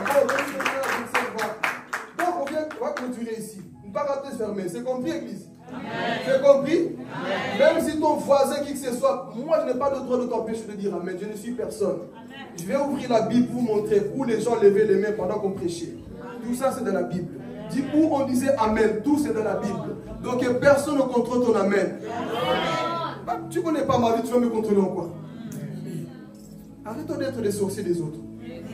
Nous-mêmes, si nous sommes des sorciers, ben, toi, reste là, mais n'empêche pas celui qui vient penser. Amen. Donc, c'était qui notre troisième ennemi? C'était troisième ou quatrième? Troisième. Le dernier, c'est la mort. Amen. Et comment on peut vaincre la mort? Qui? On termine par là, je ne vais pas trop commenter, comme ça le temps est déjà passé. Comment on peut vaincre la mort? On y va, 1 Corinthiens chapitre 15. Gloire à Jésus. Comment est-ce qu'on peut vaincre la mort? C'est aussi notre ennemi, n'est-ce pas? Et comment est-ce qu'on peut le vaincre? On lit 1 Corinthiens 15, le verset 55 jusqu'à 57. Alléluia Jésus. Gloire à Dieu. Ô mort, où est ta victoire? Ô mort, où est ton aiguillon? L'aiguillon de la mort, c'est le péché, et la puissance du péché, c'est la loi. Mais grâce soit rendue à Dieu, qui nous donne la victoire par notre Seigneur Jésus-Christ. Est-ce qu'on peut acclamer pour ça?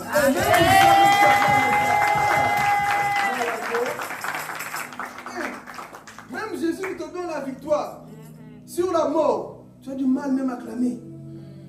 Ce qui veut dire, même si la mort vient t'attraper, tu dis, mort, bye bye.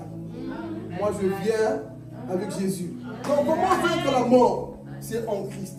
Si tu es en Christ, tu n'as plus peur de la mort. Parce que Jésus déclare dans Jean chapitre 11, je suis la résurrection et la vie. Celui qui croit en moi ne mourra pas. Et même s'il meurt, il vivra éternellement en moi. Donc ici, comment vaincre la mort? C'est lorsque tu es en Christ, que tu es soumis, que tu fais quoi? Sa volonté. À ce moment-là, frères et sœurs, la mort ne peut plus te dominer. Donc la mort, oui, a été vaincue déjà à la croix. Et toi, en acceptant Jésus, la mort n'a plus de pouvoir sur toi. Oh, la mort n'a plus de pouvoir sur toi. Voilà pourquoi, en tant que chrétien, tu ne dois plus avoir peur de la mort. Pourquoi? Parce que la mort a été écrasée. Comme j'aime dire, la mort de Jésus a tué la mort. Sous la croix, il a achevé, il a tout accompli. Et la mort a été quoi? Engloutie. Il a tué la mort afin que moi je puisse vivre en lui. Donc c'était ces 4 points, frères et sœurs. 4 ennemis, je voulais partager avec vous. Examine-les, identifie-les et apprends à combattre ces ennemis-là. Si tu mets tout ça en pratique, mon frère, ma soeur, tu verras comment ta vie va changer cette année-là. Amen. Que Dieu vous bénisse dans ce maître de vie. Mettons-nous les mains pour tout simplement lui dire merci. Dis-lui merci pour sa parole. Saint-Esprit de Dieu, nous te disons merci. Merci pour ta grâce et ta parole, Dieu de gloire, mon roi. Toi qui nous parles encore, parle du Saint-Esprit de Dieu. Tu m'as encore parlé, mon Dieu, mon roi, papa. Oui, c'est ta parole qui nous ouvre les yeux, Père éternel.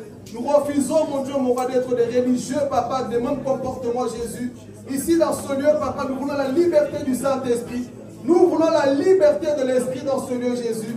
Père, merci d'avoir parlé à ton peuple, Yahweh, papa. Aide-nous cette semaine. Je prie pour ton église, oh mon Dieu, mon roi. Que ton église, au Saint-Esprit de Dieu, puisse dominer sur les 4 ennemis, papa, qui nous verront ici, papa, de voir éternel. Donne-nous la capacité de vaincre sur la chair, oh papa. De vaincre, papa, sur nos ennemis, Père éternel. Sur le monde, Père éternel. Sur le diable, mon Dieu, mon roi. Et sur la mort, oh Jésus-Christ, oh mon roi, papa. Que l'église puisse avoir la victoire éternelle. Oui, nous savons que tu reviens bientôt chercher ton église, Père éternel. Et tu viens voir une église debout, Jésus. Cette semaine, papa, oh, que quelqu'un soit, papa, transformé, changé, papa, dans la puissance de la croix, mon Dieu, mon roi. Merci, Jésus-Christ, Père.